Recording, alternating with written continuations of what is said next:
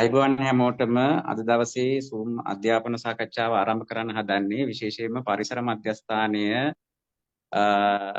මධ්‍යස්ථානයේ විදියට දිගින් දිගටම අපි උත්සාහ කරනවා එකක් පරිසරය සම්බන්ධ පර්යේෂකයන් ඒ වගේම පරිසරය සම්බන්ධ උනන්දුව දක්වන ක්‍රියාදරයන් සමාජ ක්‍රියාදරයන් පරිසරවේදීන් දේශපාලන ක්‍රියාදරයන් ඒ වගේම බිම්මට්ටමේ ප්‍රජාව කියන මෙන්න මේ අය අතර පරිසර සංවිධාන අතර සංවාදය සාකච්ඡාව පුළුල් කරන්න ඒ පුළුල් කිරීමේ අරමුණින් අපි විවිධ අවස්ථාවන් වලදී සාකච්ඡා ගණනාවක් සංවිධානය කරන්නට යෙදුනා. අලිමිස් ගැටුම සම්බන්ධයෙන් ප්‍රජාව සමග පර්යේෂකයන් සමග ඒ වගේම සංවිධාන අතර සාකච්ඡාවන් කරන්න අපි දිගින් දිගට මැදිහත් වීම කටයුතු සිදු කළා. ඉතින් අද දවසේ මතුවලා තියෙන පළවා හැරීම පදනම් කරගෙන සාකච්ඡාව තමයි ආරම්භ වෙන්නේ. මේ සාකච්ඡාව මින් ඉදිරියට මෙහෙවන්න අපේ සුකුල් ලහිරු ප්‍රකාශට ආරාධනා කරනවා. බොහොම ස්තුතියි වැෑකඳවල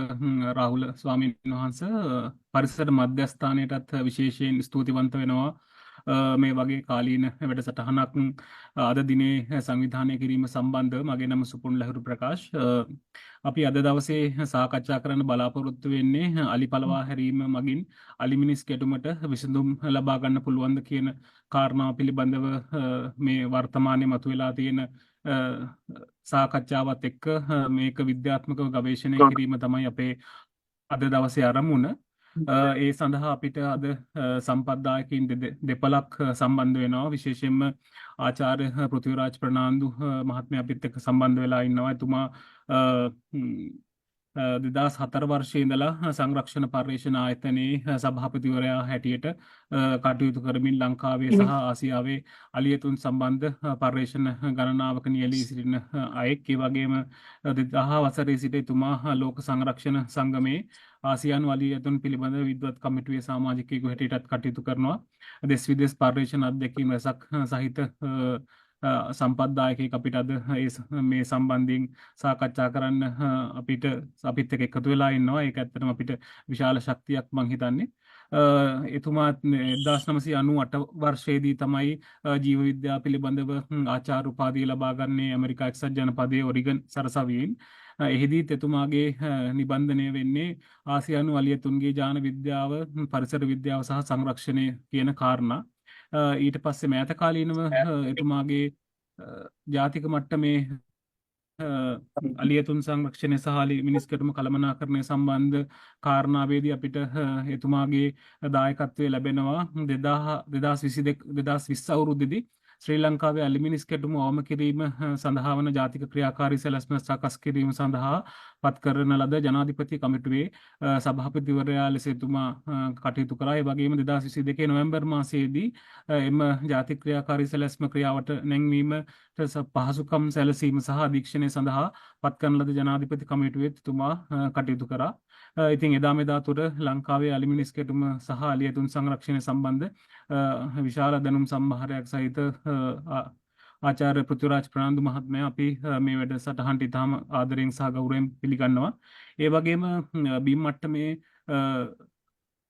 සංරක්ෂණ පර්යේෂණ වගේම ක්‍රියාකාරකයෙක් ලෙස ඉතාම දැඩි කැපවීමෙන් කටයුතු කරන සමීර වීරතුංග මහත්මයා අපිත් එක්ක සම්බන්ධ වෙලා ඉන්නවා. එතුමා ඇත්තටම ස්වභාව විද්‍යාව පිළිබඳ උපාධිධාරියෙක් වගේම පරිසර සහ වන විද්‍යාව පිළිබඳව විද්‍යාපති උපාධිය ලබාගෙන 2005 අවුරුද්දේ ඉඳලා ලංකාවේ අලිමිනිස් ගැටුම සම්බන්ධයෙන් අලි සම්බන්ධයෙන් විශේෂයෙන් උඩවලව ප්‍රදේශයේ උඩවලව ජාතික වන උද්‍යානය ආශ්‍රිතව අලි ඇතුන් සංරක්ෂණය සහ අලිමිනිස් ගැටුම කළමනාකරණ සම්බන්ධයෙන් පර්යේෂණ සහ ක්‍රියාකාරකයෙක් ලෙස පරිසර ක්‍රියාකාරකයෙක් ලෙස සංරක්ෂණ වේදිකයෙක් ලෙස කැපී පෙනෙන දායකත්වයක් ලබා දෙන සමීර වීරතුංග මහත්මයාත් අපිත් එක්ක සම්බන්ධ වෙලා ඉන්නවා. විශේෂයෙන් සඳහන් කරන්න ඕනේ එතුමා අද දවස පුරාම බන්පොළ ප්‍රදේශයේ පාසල් වැඩසටහන් ගණනාවකට සම්පත්දායකත්වය ලබා දීලා දැන් නැවතත් ඇඹිලිපිටිය ප්‍රදේශයේ උඩවල ප්‍රදේශයේ ඔහුගේ නිවස කරා යන අතර බස් එකෙන් බැහැලා මග ඉඳගෙන තමයි මේ අපිත් එක්ක සම්බන්ධ වෙන්නේ. ඒ නිසා ඊටාම කැපවීමෙන් මේ අලි ඇතුන් සංරක්ෂණය සහ අලි මිස්කින් ගැටුම කළමනාකරණය සම්බන්ධයෙන් කටයුතු කරන සහෘදයෙක් හැටියට අපිට එතුමාවත් හඳුන්වලා දෙන්න පුළුවන්. අපි මේ වැඩසටහනේ සැකැස්ම ගැන පොඩි සඳහනක් කරොත් ආචාර්ය පෘථුරාජ් ප්‍රනාන්දු මැතිතුමා අපිට මේ අලි පලවා හැරීම සහ ඒ අදාළ කාරණා පිළිබඳ සෛද්ධාන්තික තත්ත්වයන් වගේම ප්‍රායෝගික තත්ත්වයන් ඔහුගේ පර්යේෂණ අනාවරණයන් ඉදිරිපත් කරනවා. ඊට පස්සේ සමීර වීරතුංග මහත්මයාත් MER එක සම්බන්ධයෙන් විශේෂයෙන්ම ඔහුගේ අත්දැකීම් අපිත් එක්ක බෙදා හදා ගන්න නියමිතයි. ඉන් පස්සේ අපි බලාපොරොත්තු වෙනවා මේ වැඩසටහන් සම්බන්ධ වෙලා ඉන්න සහෘද ඔබ සැමදෙනාගේම ප්‍රශ්න ගැටලු මතුවෙන කාරණා සම්බන්ධයෙන් අපේ ප්‍රධාන සම්පත්දායකයන් දෙපොළ හරහා ඔවුන්ගේ ප්‍රශ්න වලට විසඳුම් ලබා දෙන්න. ඉතින් මං හිතනවා ඒ ක්‍රමයට ඉස්සරහට ගියොත් හොඳයි කියලා. ඔබත් හැමදෙනාගේම මයික්‍රොෆෝන නිශ්ශබ්ද කරලා අපි ආචාර්ය පෘථුරාජ් ප්‍රනාන්දු මැතිතුමාගේ ඉදිරිපත් කිරීමට මුලින්ම සම්බන්ධ වෙලා ඒ හරහා අපි ඉදිරියට මේ සාකච්ඡාව පවත්වාගෙන යමු. බොහොම ස්තුතියි. හොඳයි. එhmenan ගරුතර සංඝරත්නයන් සහ රැස්ව සිටින සියලු දෙනාගෙන්ම අවසරයි. මම ඉතාමත් ස්තුතිවන්ත වෙනවා ඔබතුමන්ලට පරිසර මධ්‍යස්ථානයටත් මේ සාකච්ඡාව කිරීමට පිළියෙල කිරීම ගැන. එතකොට මම අද ඉස්සෙල්ලාම මේ ප්‍රසන්ටේෂන් එකෙන් කරන්න බලාපොරොත්තු වෙන්නේ අලි පැන්නීම ගැන තියෙන විද්‍යාත්මක දත්ත ඉදිරිපත් කිරීම සහ ඒවයින් අපිට ඒ ගැන එන්න පුළුවන් නිගමන මොනවාද කියන එක සාකච්ඡා කරන්න. එතකොට අපි අලි පැන්නීම කියලා මෙතනින් අදහස් කරන්නේ සංවිධානාත්මක අලි පැන්නීම. මේ කියන්නේ පදිංචි මිනිසුන් සහිත ප්‍රදේශවල ඉන්න අලින්ව ඒ වුන්ගේ වාසභූමි වලින් ඉවතට පන්නලා වෙනත් ප්‍රදේශයක සාමාන්‍යයෙන් මිනිසුන් රහිත රක්ෂිතවලට ගාල් කිරීමට ගන්න ක්‍රමවේදයක්. එතකොට මේවා මහා පරිමාණ වෙන්න පුළුවන්. ඒ කියන්නේ කාලය අනුව මාස ගණනක් හෝ අවුරුද්දකට වැඩි කාලයක් ගත වෙන ඒවා වෙන්න පුළුවන්. එහෙම නැත්නම් මධ්‍යම පරිමාණ වෙන්න පුළුවන්. දවස් ගාණක් හෝ සති ගාණක් ගත වෙන අලි පැන්නේ. එතකොට මේකෙන් අපි අද කතා කරන්නේ තමන්ගේ ගෙවත්තට නැත්නම් කුඹුරට නැත්නම් වගා කරන ප්‍රදේශයට අලියෙක් ආපුහම ඒ ඉන්න ජනතාව කවුරු හරි ගොවි මහත්තුරු හෝ ගම්වාසීන් එකතු වෙලා හෝ තනිවම ඒ ඉඩමේ අලියා පන්න ගන්න එක නෙමෙයි. ඒක හාත්පසින්ම වෙනස් දෙයක්. අපි අද කතා කරන්නේ සංවිධානාත්මක අලි පැන්නීම්. ඒවයින් අදහස් කරන්නේ ඒ සතුන් ඉන්න ප්‍රදේශ වලින් නිරපලා වෙන ප්‍රදේශයකට ගෙනියන්න. ඒතර අපි පළමුව මහා පරිමාණ අලි පැන්නීම් ගැන කතා කරොත් එහෙම ලංකාවේ අවසාන වරට මහා පරිමාණ අලි පැන්නීමක් කෙරුණේ වලව වම්මිවුර අලි පැන්නීම 2006 වර්ෂයේ. ලංකාවේ තිබුණ හැම මහා වාරිමාර්ග ව්‍යාපෘතියක් සම්බන්ධවම මහවැලි උඩවලව කිරිඳි ඔය මේ හැම එකක් ආශ්‍රිතවම සම්බන්ධයෙන් මහා පරිමාණ අලි පැන්නීම් කරලා තියෙනවා. එතකොට මේ වලව වම්මිවුර අලි පැන්නීම කරද්දී අපි ගැන අධ්‍යයනය කරා. මේ ලංකාවේ දකුණු ප්‍රදේශයේ එතකොට වලව වම්මිවුරට සංවර්ධනය වුණේ මේ වගේ වර්ග කිලෝමීටර් 125ක පමණ ප්‍රදේශයක්. එතකොට මේ ව්‍යාපෘතියේ කොටසක් වශයෙන් තීරණය වුණා මේ මුළු ප්‍රදේශයේම ඉන්න අලි පන්නලා ලුණුගම් මෙහෙර ජාතික වනෝද්‍යානයට ඒ අයව ගෙනියන්න. එතකොට මේ අලි පැන්නුමට අවුරුදු 1කමාරක් ගත වුණා. මිලියන 62ක් පමණ මුදලක් මම හිතන්නේ ඒ දවස්වල වියදම් වුණා. මේ අලි පැන්නීම කරලා මාස 6කට පස්සේ අලි පන්නපු ප්‍රදේශයේ අපි සමීක්ෂණයක් කරා. ඒ දැන් අලි පැන්නුවට පස්සේ කොහොමද මේ ප්‍රශ්නේ කියලා. එතකොට අපි මේ ගම්වාසීන්ගෙන් ඇහුවාම අපි 324 දෙනෙක්ගෙන් දත්ත ලබා ගත්තා. ඒකෙන් 100%ක්වත් කිව්වේ නැහැ ප්‍රශ්නේ විසඳිලයි කියලා. 128ක් කිව්වා ප්‍රශ්නේ අඩු වෙලයි කියලා. 136ක් කිව්වා ප්‍රශ්නේ එහෙමමයි කිසි වෙනසක් වෙලා නැහැ කියලා. 135ක් කිව්වා දැන් ප්‍රශ්නේ එතකොට මේ මාස 6කට අලි පන්නලා මාස 6කට පස්සේ. එතකොට අපි ඒ අයගෙන් ඇහුවා මොන අලින්ගෙන්ද ප්‍රශ්න තියෙන්නේ කියලා. ඒ කවුරුත් කිව්වේ තනි අලින්ගෙන් සහ තනි අලි කණ්ඩායම් වලින්. පැටවුන් සමග ඉන්න රංචුවෙන් අපිට එහෙම ප්‍රශ්නයක් තිබුණෙත් නැහැ. දැනටත් ප්‍රශ්නයක් නැති බව තමයි ඒ අය කිව්වේ. එතකොට මේ අලි පැන්නීම් ගැන අපි තේරුම් ගන්න නම් අපි අලි ගැන යම්කිසි සුළු දේවල් කීපයක් දැනගන්න ඕනේ. එක දෙයක් තමයි අලි අපි දන්නවා රංචු වශයෙන් ඉන්නවා. මේ අලි රංචු වල ඉන්නේ ගෑනු සත්තුයි පැටවුනුයි.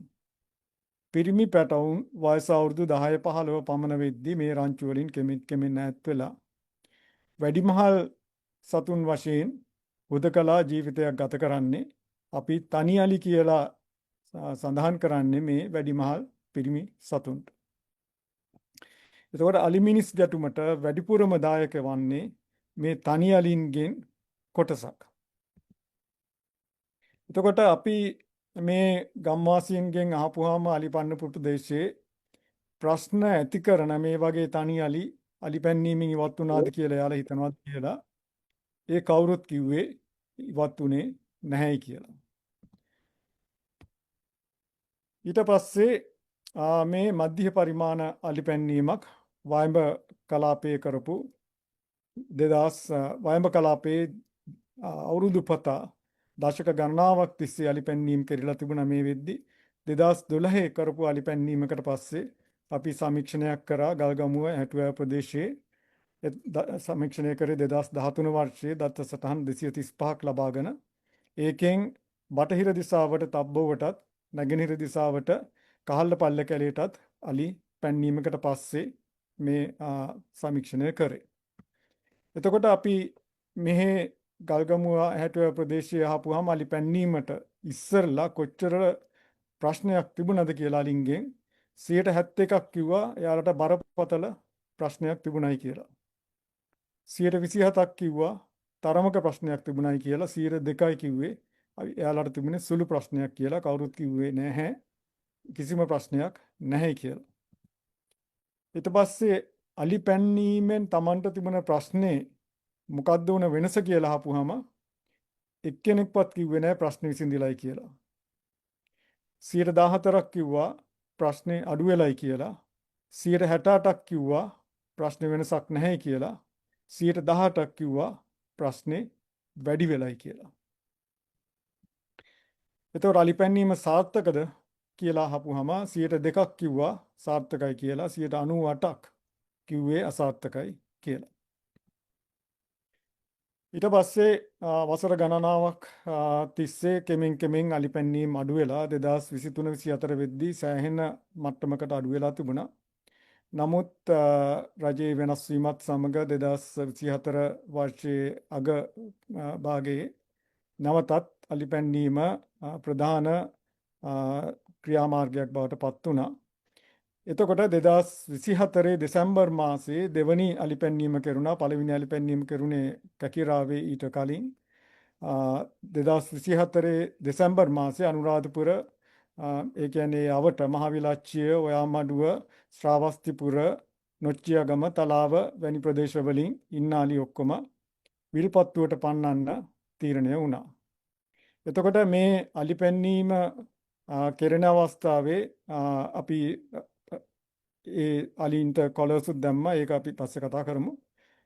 මේ අලි පැන්නීම කරලා මාසෙකට පස්සේ අපි මේ අලි පන්නපු ගම්මානවල සමීක්ෂණයක් කරා. එතකොට මේ එයාගෙන් අහපුවාම අලි පැන්නීමට පෙර තත්ත්වය මොකද්ද කියලා 120ක් කිව්වා එයාලට බරපතල ප්‍රශ්නයක් තිබුණයි කියලා. 75ක් කිව්වේ එයාලට තරමක ප්‍රශ්නයක් තිබුණේ කියලා අලින්ගෙන්. 5ක් කිව්වා සුළු ප්‍රශ්නයක් තිබුණේ කියලා. අලි පැන්නීමෙන් පසු අලින්ගෙන් තියෙන ප්‍රශ්නය කොහොමද කියලා අහපුවාම කවුරුත් කිව්වේ නැහැ විසඳුණයි කියලා. 12ක් කිව්වා අඩු වෙලයි කියලා. 13ක් කිව්වා වෙනසක් නැහැයි කියලා. 75ක් කිව්වා දැන් ප්‍රශ්නේ තිබුණට වඩා වැඩි වෙලයි කියලා. ඊට පස්සේ අපි බලමු මේ පැන්නීමට අලින්ව භාජනය කරපු මොකද්ද ඒකෙන් අපිට ලබා ගන්න පුළුවන් දත්ත කියලා. වලව වම් මිවුර අලි පැන්වීම කරලා ඊට පස්සේ අලින් 225ක් පමණ ලුණුගම්මෙහෙර ජාතික වනෝද්‍යානයට ඇතුල් කරලා වැට ගහලා ඒ අයව ගාල් කරායි. එතකොට මේ තියෙන්නේ අවසාන දවසේ අවුරුදු 2කමාරකට පස්සේ අලි පන්නලා ගෙනල්ලා අන්තිම දවසේ අලි වීරවිල පාර තනමල්විල වීරවිල පාර පයින් එක. එතකොට පාර පැන්නාම ලුණුගම්මෙහෙර ජාතික වනෝද්‍යානයට උන් ඇතුළු වෙනවා. මේ පාර පන්නන්න දවස් 3ක් බැරි වුණා. අලි එතනට ගෙනල්ලා දවස් 3ක් නිරාහාරව වතුර නැතුව හිටිය. අන්තිමට බුල්ඩෝසර් වලින් JCB වලින් අලින්ව තල්ලු කරලා තමයි පාර පන්නගත්තේ. එතකොට මේ අවස්ථාවේ පාර පයින්නන අවස්ථාවේ අපි පින්තූර 100 ගණනක් අරන් තිබුණා. අපි ඒවා විශ්ලේෂණය කරාම අපිට පෙනුනේ මේ ඔක්කොම ඉන්නේ ගෑනු සත්තුයි පැටවුනුයි. මේ ඔක්කොම ඉන්නේ ගෑනු සත්තුයි පැටවුනුයි. මෙතන ඉන්නවා වැඩිමහල් පිරිමි සතෙක්. එතකොට මෙතන අපිට පුළුවන් වුණා අලි 107ක් මේ අවස්ථාවේ පැන්න අලි ගණන් කරන්න. එතන හිටියේ තනි අලි නැත්නම් වැඩිමහල් පිරිමි සතුන් 5 දෙනයි. අලි 107ක සාමාන්‍ය අනුපාතයකට අනුව පිරිමි සතුන් ඉන්න ඕනේ 30ක් විතර. එහෙමනම් අර ගම්වාසීන් කියපු දේ ඇත්තක් තියෙන්න පුළුවන්. මොකද්ද අපි මේ අවුරුදු 1කමාරක් පන්නලා කරලා තියෙන්නේ? ගෙනත් තියෙන්නේ වැරදි අලි ටික. අහිංසක ගෑනු සත්තු ටිකයි පැටවු ටිකයි. මේ 5 දෙනා වෙන්නේ නැති ආපු හිටපු එතන එකම අහිංසක පිරිමි සත්තු ටික අනිත් අය සියල්ල තාම ඒ ප්‍රදේශයේ වෙන්නේ නැති. ඊට පස්සේ කරපු පරීක්ෂණ වලින් තහවුරු වෙලා තියෙනවා මේ වයඹ මේ වලව වම්මිවුර අලි පැන්නපු ප්‍රදේශයේ ඊට පස්සෙත් අලි 400කට වඩා ඉන්නවයි කියලා. එතකොට ඒකෙන් 225ක් පමණ තමයි අයින් කරේ. ඊට පස්සේ 400ක් ඉන්නවයි කියන්නේ පන්නන්න ඉස්සර මේ ප්‍රදේශයේ අලි 600කට වඩා ඉඳලා තියෙනවා. ඊට පස්සේ ඒ ප්‍රදේශයේ ඉන්න අලින්ට දාපු GPS කරපටි වලින් ලබාගත් දත්ත සමහරක් මේ එක එක පාට වලින් පෙන්වන්නේ එක එක වෙන වෙන අලින්ට දාපු කලර් වල දත්ත. එතකොට මේ තියෙන්නේ බූන්දල වනෝද්‍යානය. එතකොට මේ දත්ත ආශ්‍රයෙන් තමයි කළමනාකරන ප්‍රදේශයක් කියලා ප්‍රදේශයක් අඳුනාගෙන MER එකක් කියලා ඒක අන්තිමට ගැසට්ුනේ මේ යම්කිසි එකෙන් කොටසක්. ඒකෙන් අලි පාවිච්චි කරපු යම්කිසි කොටසක් අලින්ට අහිමි වුණා. නමුත් අලි ඒ දවස්වල පාවිච්චි කරපු ප්‍රදේශයෙන් සෑහෙන කොටසක් තමයි මේ MER එකක් විදිහට නැත්නම් අලි කළමනාකරන ප්‍රදේශයක් විදිහට හම්බන්තොට අඳුනාගත්තේ. එතකොට වයඹ තව 2009 අලි පැන්වීමක් කරන අවස්ථාවේ වීරා කියලා පිරිමි සතෙකුත් තේක්ක නැන්දා කියලා ගෑනු සතෙක්ටත් කරපටි දාලා තිබුණා. ඒතර මේ තියෙන්නේ යාළගේ දත්ත. නිල් පාට රවුම් වලින් පෙන්වන්නේ මේ තේක්ක නැන්දාගේ සාමාන්‍ය පාවිච්චි කරන ප්‍රදේශය, යාළගේ වාසභූමි ප්‍රදේශය. වීරට කොලර් එක දැම්මේ අලි පන්නන්න ඊටම ආසන්නව.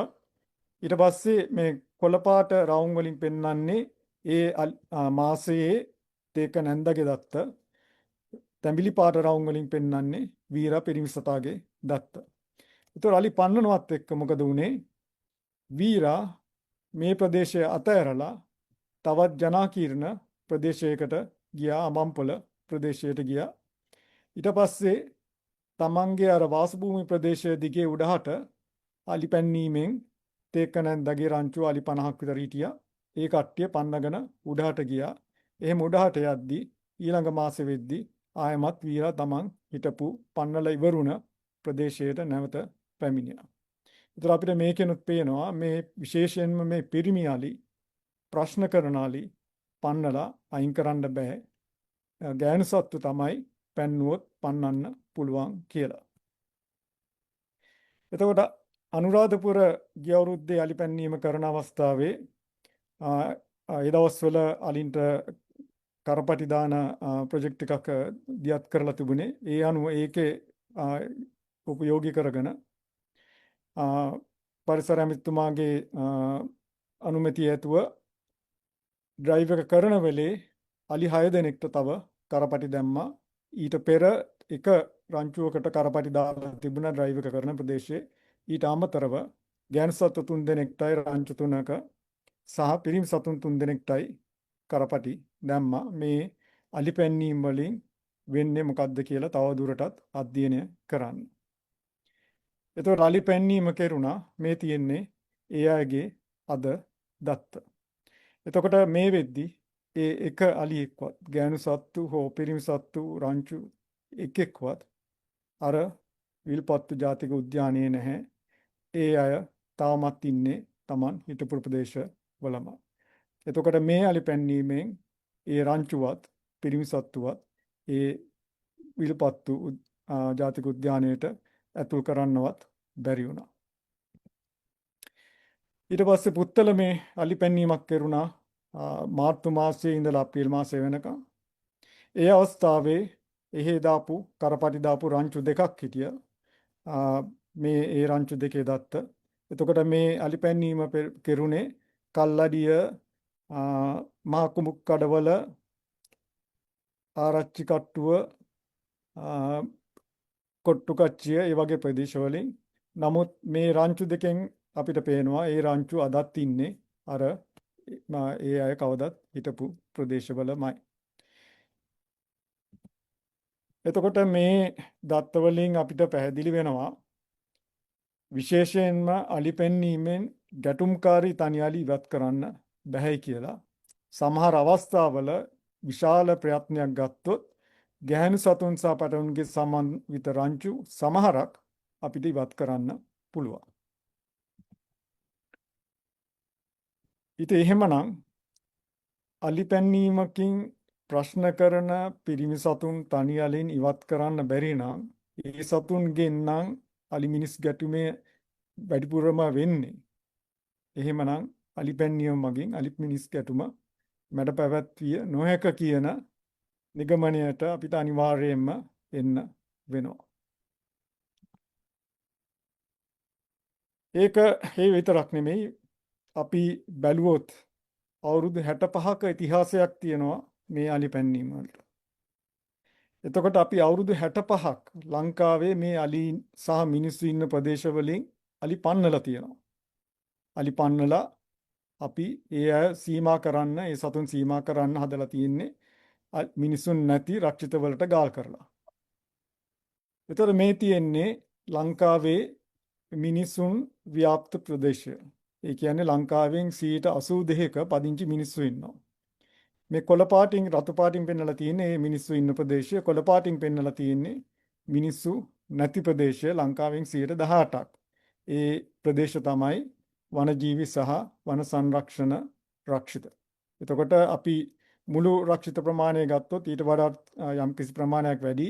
නමුත් සමහර රක්ෂිතවල නිත්‍යානුකූලව මිනිස්සු ඉන්නවා. සැන්ක්චුරි වගේ ඒවායි තවත් ඒවායි අනවසර වශයෙන් මිනිස්සු ඉන්නවා. ඒතකොට මිනිස්සු නැති ප්‍රදේශවලට අලි ගාල් කරගත්තොත් විතරයි අපිට අලි මිනිස් ගැටුම විසඳ ගන්න පුළුවන්. එතකොට අලි මිනිස් ගැටුම අලි පන්නලා විසඳන්න නම් අලි පන්නලා ගාල් කරන්න ඕනේ මේ මිනිසුන් නැති රක්ෂිතවලට. ඒතර මේ දේ අපි අවුරුදු 1ක් 2ක් නෙමේ 5ක් 10ක් නෙමේ 65ක් මේ දක්වා කරලා තියෙනවා. අද කොහෙද අලි ඉන්නේ? මේ අලි ඉන්න ප්‍රදේශයේ. අර කොළපාට මිනිසුන් නැති රක්ෂිතවල අලි ඉන්නවා. මේ රතු පාට ප්‍රදේශවල ඒ කියන්නේ ලංකාවේ බටහිර කලාපයත් කඳුරටත් යාපන අර්ධද්වීපයත් ඒ ප්‍රදේශවල අලි නැහැ. වියලි කලාපේ යම්කිසි ස්ථාන කීපයක අලි නැහැ. ඉතුරු වියලි කලාපය පුරාම අලි අදත් ජීවත් වෙනවා. අද අලින්ගේ ව්‍යාප්ති ප්‍රදේශය ලංකාවෙන් 62%ක් ලංකාවෙන් 44%ක් අලි ව්‍යාප්ත වෙලා ඉන්නේ මිනිසුන් පදිංචි ප්‍රදේශවල. මේ අවුරුදු 65ක් මේ ප්‍රදේශවලින් අලි පැන්නුවට පස්සේ ප්‍රතිඵල. එතකොට මේක ඇයි මෙතරම් අසාර්ථක වුණේ? සමහර අය හිතන්න පුළුවන් මේක කරපු වනජීවි නිලධාරීන්ගේ අකාර්යක්ෂමතාවය හෝ වැනි දේවල්.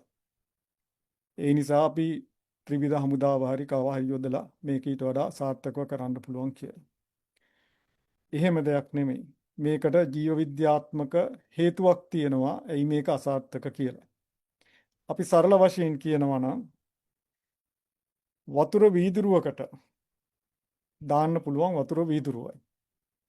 වතුර වීදුරුව පිරීලා නම් අපිට ඒ පිරුණ වතුර වීදුරුවට තව වතුර ජග්ගුවක් දාන්න බෑ. එතකොට ලංකාවේ පිරුණ වතුර වීදුරුව තමයි අර මිනිසුන් නැති රක්ෂිත. ඒ රක්ෂිතවල එදත් අදත් ඉන්න පුළුවන් අඩි ගාන ඉන්නවා. වතුර ජග්ගුව තමයි අර මිනිසුන් ඉන්න ප්‍රදේශවල ඉන්න අලි. එතකොට අපි මොන විදිහට කරත් මේක කවදාවත් කරන්න පුළුවන් දෙයක් නෙමෙයි. වතුර වීදුරුවකට දාන්න පුළුවන් වතුර වීදුරුවයි වතුර වීදුරුව පිටි. එතකොට තවත් සමහර අය හිතනවා මේ අලි මේ රක්ෂිතවල ඉඳලා එළියට ගිහිල්ලා ප්‍රශ්න කරලා ආයෙමත් එනවා. ඒකින්ද අපි ඒකේ වැටක් ගහලා අලි යන්නේන එක නවත්තන්න පුළුවන් කියලා. මේ කළු පාට රවුමෙන් පෙන්නලා තියෙන්නේ ලංකාවේ අලියෙක්ගේ සාමාන්‍ය පාවිච්චි කරන ප්‍රදේශය නැත්නම් වාසභූමි ප්‍රදේශය වර්ග කිලෝමීටර් 200ක් පමණ.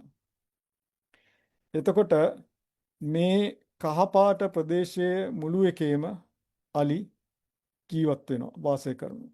එතකොට ඒ අයගේ වාසභූමි සම්පූර්ණයෙන්ම තියෙන්නේ වැඩි හරියක් මේ කහපාට ප්‍රදේශයේ.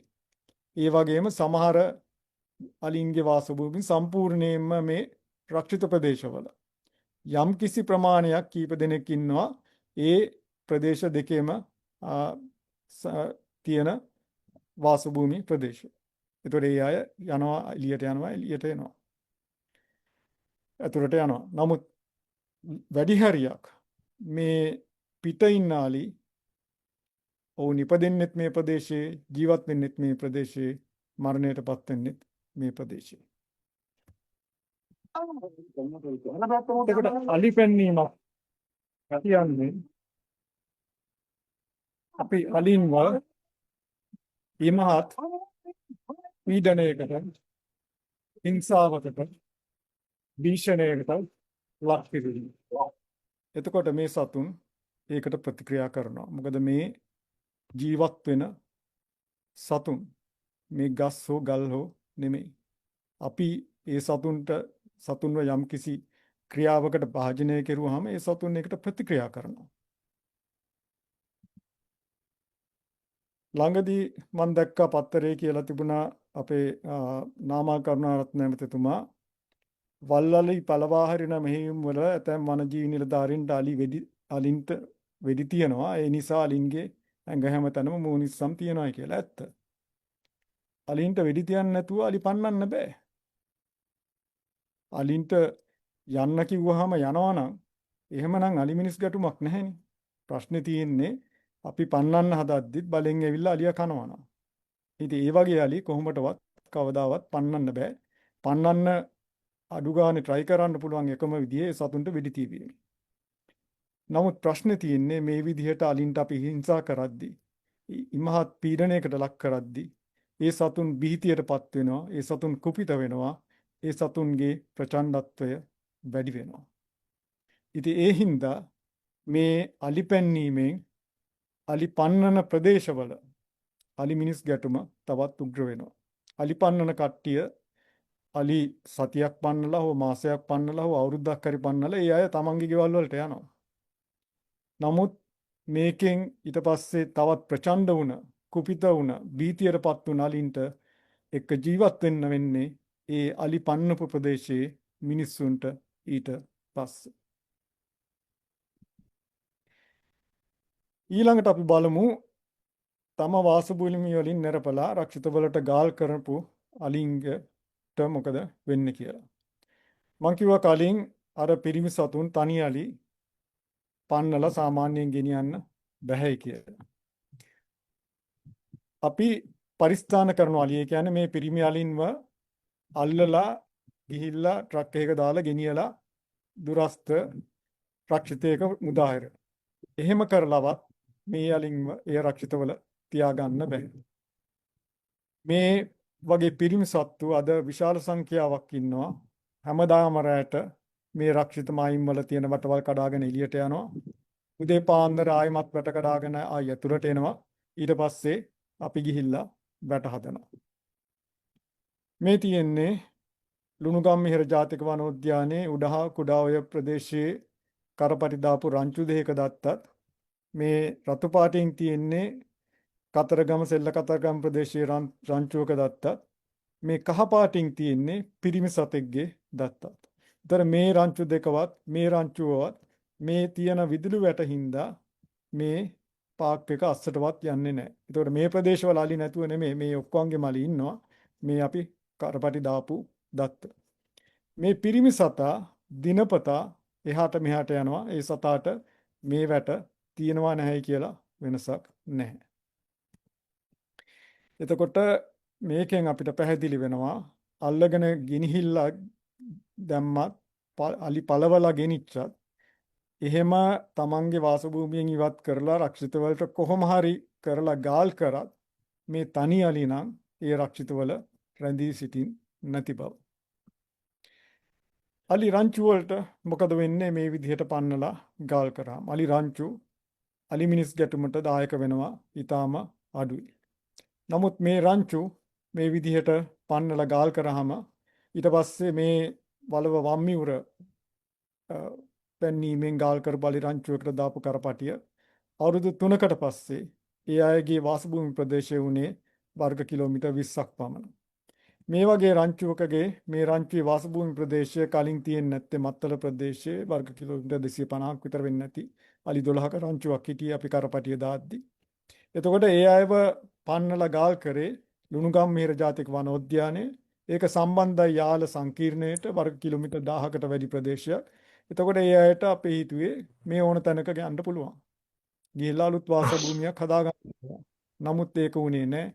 මොකද උනේ මේ වගේ තාම සුළු වර්ග කිලෝමීටර් 20ක වගේ ප්‍රදේශයක අර අපි එයාලව ගෙනාවු පැත්ත බලාගෙන වැටයිනට වෙලා කාලය ගත කරා. ඒකෙන් අලි එන්න ශරීර සෞඛ්‍ය හීන වුණා. අලි ඇවිදින ඇටසැකිලි බවට පත් වුණා. අලි මැරෙන්න පටන් ගත්තා. ඊට පස්සේ විශාල වශයෙන් ගෑන් සතුන් සහ පැටවුන් මරණයට පත් වුණා. මේ විදිහට අලි රංචු පන්නලා අපි රක්ෂිත වලට ගාල් කරපුවාම ඒ සතුන් සාගින්නෙන් මිය යනවා. මේ මිය යන්නේ අපි පන්නලා ඇතුල් කරපු සත්තු විතරක් නෙමෙයි. මෙච්චර කලක් කිසිම ප්‍රශ්නයක් නැතුව ඒ රක්ෂිත අස්සේ හිටපු රංචු වලත් පැටවුණු ගෑන් සත්තුයි මිය යනවා. එතකොට අලි පැන්නීමෙන් අලි සංරක්ෂණයටත් සංචාරක කර්මාන්තයටත් දැඩි අහිතකර බලපෑමක් ඇති වෙනවා. හොඳයි. එතකොට අපි පටන් ගත්තේ අලි පැන්නීම මගින් ඒකේ අරමුණ තමයි පදිංචි මිනිස්සු සහිත ප්‍රදේශවල වාසභූමි තියන අලි ඒ වාසභූමි වලින් නිරපලා මිනිසුන් රහිත රක්ෂිත වලට ගාල් කරන එක කියලා. ඒක කරන්න පුළුවන් දෙයක් නෙමෙයි අලි පැන්නීම. ඒකෙන් අපිට මේ දත්ත වලින් විද්‍යාත්මක දත්ත වලින් අපිට නිගමන 3කට එන්න පුළුවන්. එකක් තමයි අලි පැන්නීම මගින් අලි මිනිස් ගැටුම මැඩපවත්වන්න බෑ. දෙවැනි එක තමයි මැඩපවත්වන්න බෑ විතරක් නෙමෙයි ඒකෙන් අලි මිනිස් ගැටුම තවත් උග්‍ර වෙනවා. තුන්වනුව ඒකෙන් අලි සංරක්ෂණයටත් සංචාරක කර්මාන්තයටත් දැඩි අහිතකර බලපෑම් ඇති වෙනවා. අවාසනාවකට අපි අද ඉන්නේ නැවතත් අලි පැන්නීම මූලික කරගත්තු කාලෙක අලි මිනිස් ගැටුම වැඩ පවත්වන්න කියලා. පහුගිය අවුරුද්ද තුල කැකිරාව අනුරාධපුර පුත්තලම දිගම්පතාන පොළොන්නරුව මාතලේ මහියංගනේ අලි පැන්නීම කෙරුණා. මම හිතන්නේ මේ වෙද්දී ඒවා සියල්ලක්ම පුරුදු පරිදි අසාර්ථක වෙලා තියෙනවා. ඒ අනුව මම හිතන්නේ පුත්තලමයි අනුරාධපුරයි දෙවන වටයකුත් කෙරුණා. ඒවත් අනිවාර්යෙන් අසාර්ථකයි. දැනට හම්බන්තොට මහයිලුප්පල්ලම අලි පෙන්වීම් කෙරීගෙන යනවා. ඒවත් අනිවාර්යෙන් අසාර්ථක වෙනවා. ගල්ගමුවෙත් කරන්න මං හිතනවා නියමිතයි කියලා. එතකොට මේ විදිහට අපි දිගින් දිගටම තව තවත් අලි පන්නනවා නම් මොකද්ද 2025 පස්සේ අලි මිනිස් ගැටුමට වෙන්නේ? මොකද්ද අලි සංරක්ෂණයට වෙන්නේ? මොකද්ද අපේ සංචාරක කර්මාන්තයේ ට වෙන්නේ කියලා අපි හිතන්න ඕනේ. හොඳයි මං එතනින් නිහඬ වෙන්නම්. ස්තුතියි. ස්තුතිවන්ත වෙනවා ආචාර්ය පෘථුරාජ් ප්‍රනාන්දු මහත්මයාට මේ සවිස්තරාත්මක කරුණු අලිමිනිස් ගැටුම කළමනාකරණයට මේ අලි පලවා හැරීම් මගින් පිටිමහලක් ලැබෙනවාද කියන කාරණා පිළිබඳව අපිට දැනුවත් කිරීම සම්බන්ධව මම ඊළඟට සමීර වීරතුංග මහත්මයාට යන්න කලින් ආචාර්ය පෘථුරාජ් ප්‍රනාන්දු මහත්මයාගෙන් ප්‍රශ්නයක් අහන්න කැමතියි. ද සංරක්ෂණ වේදීන් හැටියට සහ පර්යේෂකයන් හැටියට කාලාන්තරයක් තිස්සේ ඔබතුමා පර්යේෂණවල නිරත වෙලා මේ දැනුම් සම්භාරයක් ගොඩනගාගෙන තියෙනවා. ඒ අනුව පර්යේෂණ පත්‍රිකා විවිධ සැලසුම් සකස් කරලා තියෙනවා. දැන් අපිට අලුත් ආණ්ඩුව ඒමත් එක්ක තියෙන පරිසරවේදීන්ට තියෙන චෝදනාවක් තමයි මං හිතන්නේ අපි මේ අලුත් ආණ්ඩුවට මේ දැනුම සම්ප්‍රේෂණය කළේ නැද්ද? එයාලට මේ අලිමිනිස් ගැටුම අවම කරන්න සහයක් උපදේශයක් ලබා දුන්නේ නැද්ද කියන කාරණාව. මම ඒ නිසා මේ මොහොතේ ඔබතුමාගෙන් අහන්න කැමතියි මේ වර්තමාන රජයේ බලයට පත්වීමත් සමග ඔවුන් එක්ක මේ අලිමිනිස් ගැටුම විසඳන්නට ඔබතුමා කොයි වගේ මැදිහත්වීම් කරාද කියන කාරණාව මම දැනගන්න කැමතියි. මොකද මේකට සම්බන්ධ වෙලා ඉන්න විවිධ ඇල්මැති පාර්ශවවල අයට ඒක දැනගැනීමට අවශ්‍යයි කියලා මං හිතනවා. මම හිතන්නේ මේ විද්‍යාත්මක දත්ත මම හිතන්නේ සුපුන් මුලින් කිව්වා වගේ එකක්වත් මේ අපි හංගගෙන නැහැ. ඒව එකක්වත් මේ රහස් දත්ත නෙමෙයි. මම හිතන්නේ මේවා සෑහෙන ප්‍රමාණයක් අපි පබ්ලිෂ් කරලා තියෙනවා.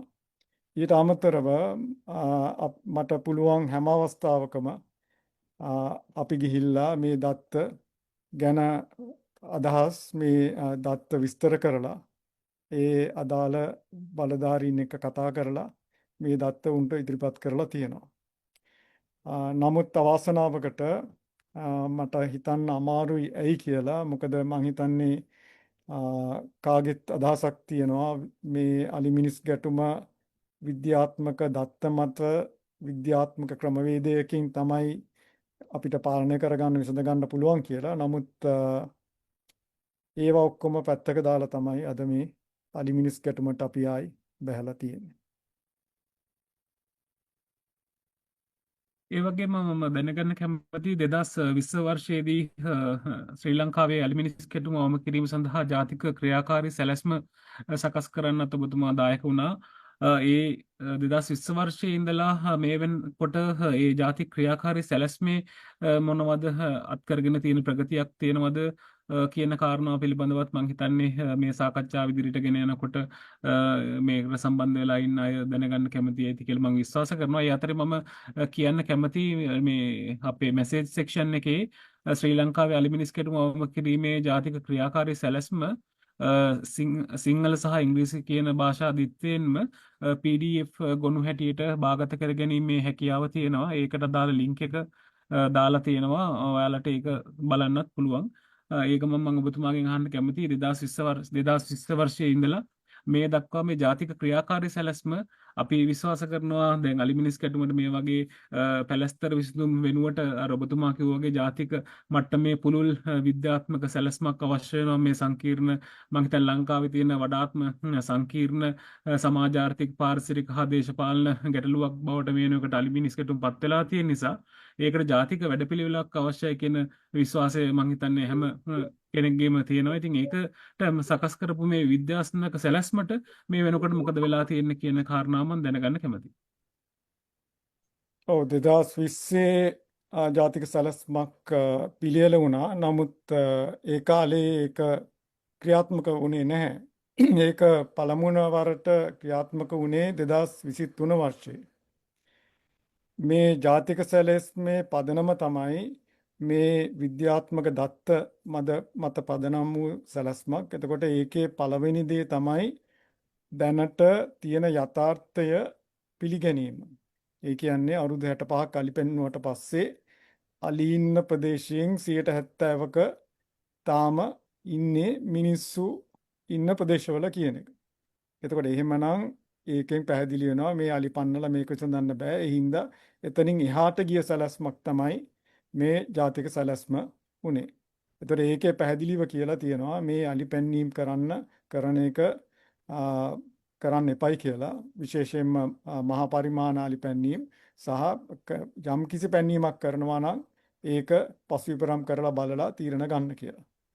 එතකොට මං හිතන්නේ අපිට ඇත්තටම අද දත්ත තියෙනවා මේ තීරණ ගන්න. දැන් 2020 ජාතික සැලැස්ම පිළියෙල වුණේ ජනාධිපති කමිටුවකින්. ඊට පස්සේ 2023 තමයි තවත් ජනාධිපති කමිටුවක් පිහිටුවේ මේක යම්කිසි මට්ටමකට ක්‍රියාත්මක කරන්න සැලසුම් කරන්න. නමුත් ජනාධිපති කමිටුවක් කියන්නේ ජනාධිපති වෙනස් වුණොත් ඒ කමිටුව අහෝසි වෙනවා. ඒ හින්දා ජනාධිපතිතුමාගේ වෙනස් වීමත් සමග ඒ කමිටුව අහෝසි වුණා. එතනින් පස්සේ ඒ ගැන කිසිම ක්‍රියාවක් වෙලා නැහැ. එතකොට අද ඒක කොහෙවත්ම ක්‍රියාත්මක නොවි තමයි මේ අපි නැවතත් අර පරණ යල් පැනපු මේ ක්‍රමවේදයට ගිහින් තියෙන්නේ, මේ අසාර්ථක ක්‍රමවේදයට ගිහින් තියෙන්නේ අලි පැන්නීම කියන. මොකද වෙනවද? සුපුන් හරි සුපුන් සම්බන්ධ වුණා. හරි. තමා වෙන්න යම් කිසි තාක්ෂණික දෝෂයක් මත වුණා. මං හිතන්නේ මට ඒක නිසා සමා වෙන්න ඒ සම්බන්ධව මම දැනගන්න කැමති ආචාර්ය පෘථ්විරාජ් ප්‍රනාන්දු මෙතුමාගෙන් මං හිතන්නේ දශකයකට වැඩි කාලයක් තිස්සේ ලංකාවේ අලි මිනිස් ගැටුම හේතුවෙන් සිද්ධ වෙච්ච මරණ ප්‍රමාණය ශීඝ්‍රයෙන් ඉහළ ගියා. නමුත් 2024 අවුරුද්දේදී එම මරණ ප්‍රමාණය යම්කිසි අඩුවක් අපිට දකින්නට ලැබෙනවා. ඉතින් ඒ නිසා මම දැනගන්න කැමතියි මේ 2022 නොවැම්බර් මාසයේ පත් කරපු කමිටුව හරහා යම්කිසි ක්‍රියාදාමයක් සිද්ධ වුණා. මම හිතන්නේ ඒක හරහා ඒ අඩුව සිද්ධ වීමට යම්කිසි පිටුවහලක් වුණාද කියන කාරණාව දැනගන්න කැමතියි. පැහැදිලිව මොකද දැන් අපි 2023 වර්ෂයේ බැලුවොත් එහෙම වෙනසකට තියෙන්නේ ඒක විතරයි. අනික හැමදේම කවදත් කරපු දේ තමයි 2023 කෙරුණේ. ඒතකොට අලුත් දෙයකට කෙරුණේ අර ක්‍රියාකාරී සැලැස්මේ ඒ තුලින් වුණ ලොකුම දේ තමයි 300ක් පමණ ප්‍රජාමූලික කුඹුරු වටවල් ක්‍රියාත්මක කෙරුණා ගොවි ජන සංවර්ධන දෙපාර්තමේන්තුව තුලින් ලංකාවේ නොයෙකුත් ප්‍රදේශවල. ඒතකොට ඒකෙන් ලොකු වෙනසක් ඇති වුණායි කියලා අපිට හිතන්න පුළුවන්. ඒත් එක්කම ඍජුවම ඒකෙන් ද නෙමෙයි. නමුත් ඒකත් හේතුවෙන් අලි පැන්නීමුත් අලි ගෙනියන එකත් පරිස්ථාන කරන එකත් 2023 වර්ෂයේ අවම වශයෙන් තමයි සිදු වුණේ. ඒතකොට ඒවා තමයි අපිට හේතු වුණායි කියලා හිතන්න පුළුවන්. මේ 2024 වර්ෂයේ අපි දැක්ක මිනිස් මරණවල සහ අලි මරණවල අඩුවීම. ඒක ඇත්තටම ඊටාම බරපතල තත්වයක් හැටියට මම විශ්වාස කරනවා. මොකද අපි ඉතිහාසයේ යම්කිසි සාර්ථකත්වයක් අත් කරගෙන තියෙන තත්වයක ඒ සාර්ථකත්වය දිගටම ගෙනියන්න කටයුතු කරනවා වෙනුවට මේ ප්‍රශ්නය හොද මඩේ දානවද කියන කාරණාව අපි සාකච්ඡා විදිහට ගෙනියමු. ඊට කලින් මම සමීර වීරතුංග මහත්මයාට අවස්ථාව ලබා දෙන්න කැමතියි. එතුමා දීර්ඝ කාලයක් තිස්සේ MER එක එහෙමත් නැත්නම් අලි කළමනාකරන ප්‍රදේශය ආශ්‍රිත උඩවලව සහ යාවට පුළුල් ප්‍රදේශයක සංචාරය කරමින් මේ ප්‍රදේශයේ අධ්‍යයනවල සහ නිරීක්ෂණවල නිරත වෙච්ච අපේ හිතවත් සංරක්ෂණ ක්‍රියාධරයෙක් හැටියට මම දැනගන්න කැමතියි. දැන් අපි අලි කළමනාකරන ප්‍රදේශය හම්බන්තොට නිර්මාණය කරලා මේ ප්‍රදේශයට අලි ටික යොමු කරන බලාපොරොත්තුවෙන් අපි ඒක කරාට දැන් අපිටම කියන්න සිද්ධ වෙලා තියෙනවා MER එකටත් අලි පන්නන්න එපා කියලා. එහෙම කියන්න මොකක්ද තියෙන හේතුව කියලා සවිස්තරාත්මක මං කැමති සමීර් වීරතුංග මහත්මයාගෙන් දැනගන්න. අපි අලි කළමනාකරණය සඳහා මේ අලි කළමනාකරණ ප්‍රදේශය සකස් කරාට ඒකට වර්තමානයේ අත් වෙලා තියෙන ඉරණම කොයි වගේද කියන එකත් එක්ක අපි මේ සාකච්ඡාව ඉදිරියට ගෙනිච්චොත් හොඳයි කියලා මම විශ්වාස කරනවා. බොහොම ස්තුතියි සුපුන් මල්ලි. අවසරයි අපේ ආමතුරනේ. අපේ පෘථිවිරාජ් සර් ඇතුළු සංවාදයට පැමිණ සිටින සියලු දෙනාගෙන් අවසරයි. අතරම හැම දෙයක්ම දැන් රිවර්ස් වෙනවා වගේ එකක් පේන්නේ. පොඩ්ඩක් මෙතන අපේ කණ්ඩායම ගැන බැලුවොත් එහෙම මේගොල්ලෝ සමහර විට මොකද්ද මේ වනාලි කළමනාකරන රක්ෂිතය කියන එක ගැන දලා අවබෝධයක් හෝ නැතු වෙන්නත් පුළුවන්, තියෙන්නත් පුළුවන්. මේක විශාල හම්බන්තොට එහෙම නැත්නම් මහා හම්බන්තොට සංවර්ධන ක්‍රියාදාමයේදී සැලැස්මේදී ඒකේ ඉන්න වනාලින්ට මොකද්ද වෙන්නේ සහ ඒගොල්ලෝ කොහොමද ඒක ඇතුළේ ජීවත් වෙන්න ඕනි වගේ කතාවක් පෘථිවිරාජ් මුලින්ම පැහැදිලි කරා. අවසානයේදී තීරණයකට ආවා MER එකක්. එහෙම නැත්නම් වනාලි කළමනාකරන රක්ෂිතයක්. මේක නිකන් හරියට අභය භූමියක ලක්ෂණ තියෙනවා. හැබැයි මේක කවුරුත් හරියටම තාමත් නිවැරදි නිර්වචනයක සහ නිවැරදි බලාධිකාරිය කාටද තියෙන්නේ කියන ප්‍රශ්නයක් එක්ක තියෙන ඉඩම් කෑල්ලක්. ඉඩම් කෑල්ලක් කිව්වට මේක හෙක්ටයාර් 23700ක පමණ විශාලත්වයෙන් වපසරියක පැතිරලා තියෙන භූමි ප්‍රදේශයක් හම්බන්තොට. විශේෂයෙන්ම හම්බන්තොට සූරියව ලුණුගම්හිර වගේ කියන පරිපාලන දිස්ත්‍රික්කවලට මොනරාගල දිස්ත්‍රික්කයටත් හම්බන්තොට දිස්ත්‍රික්කයටත් යා වෙලා තියෙන ප්‍රාදේශීය ලේකම් කොට්ටාසත් එක්ක තියෙන එක්තරා භූමි ප්‍රදේශයක්. විශේෂයෙන්ම හම්බන්තොට විශාල හම්බන්තොට එහෙම නැත්නම් හම්බන්තොට පහුගිය ආණ්ඩු කාලෙදී හම්බන්තොට සංවර්ධනයේදී වෙන් කළ භූමි ප්‍රදේශය ඇතුලේ ඉන්න වනසතුන්ට විශේෂයෙන්ම අලින්ට ඉන්න හදපු භූමිය තමයි මේ භූමිය. ඉතින් ඒක හෙක්ටයාර් 23000ක පමණ වපසරියකින් යුක්තයි. ඒ වපසරියෙන් යුක්ත ප්‍රදේශයේ ඇතුලේ තියෙනවා විවිධාකාර නිර්මාණ. විශේෂයෙන්ම සංවර්ධනයත් එක්ක ඇතිවෙච්ච මත්තල එයාපෝට් එක ඒකටත් ඒක කොටසින්ම හෙක්ටයාර් 800ක් විතර වෙන් කරලා තියෙනවා. කොහොම වුණත් අවසානයේදී මේක ලොකු ගැටලුවක් වුණා. මොකද මේකේ සංවර්ධන ක්‍රියාදාමයේ දිගින් දිගටම වෙන්න ගත්තා. ඒ වගේම කෘෂිකාර්මික කටයුතුත් වෙන්න ගත්තා සහ අවිධිමත් අනාරක්ෂිත වැඩ මේ භූමිය ඇතුලේ හෙක්ටයාර් 23000 ඇතුලේ සිද්ධ වෙනකොට ගොවීන්ට සිද්ධ වුණා. විශේෂයෙන් මේ පැත්තේ ජීවත් වෙච්ච විශේෂයෙන්ම මත්තලාවට ගොවීන් ඊට පස්සේදී උඩ මත්තල පහළ මත්තල ඊට පස්සේදී අන්දරවැව පහළ අන්දරවැව ඊට පස්සේ වල්සපුගල වගේ මයුරපුර වගේ පැත්තේ ඉන්න ගොවීන්ට මේක දිගින් දිගටම කලදරයක් බවට පත් වුණා. මොකද ඒගොල්ලෝ සාම්ප්‍රදායික ගොවි රටාව ඇතුලේ ජීවිත ජීවන රටාව සම්පූර්ණයෙන්ම බිඳ වැටෙන්න ගත්තා. ඒක නිසා ඒගොල්ලෝ අඛණ්ඩ උද්ඝෝෂණයකට ගියා.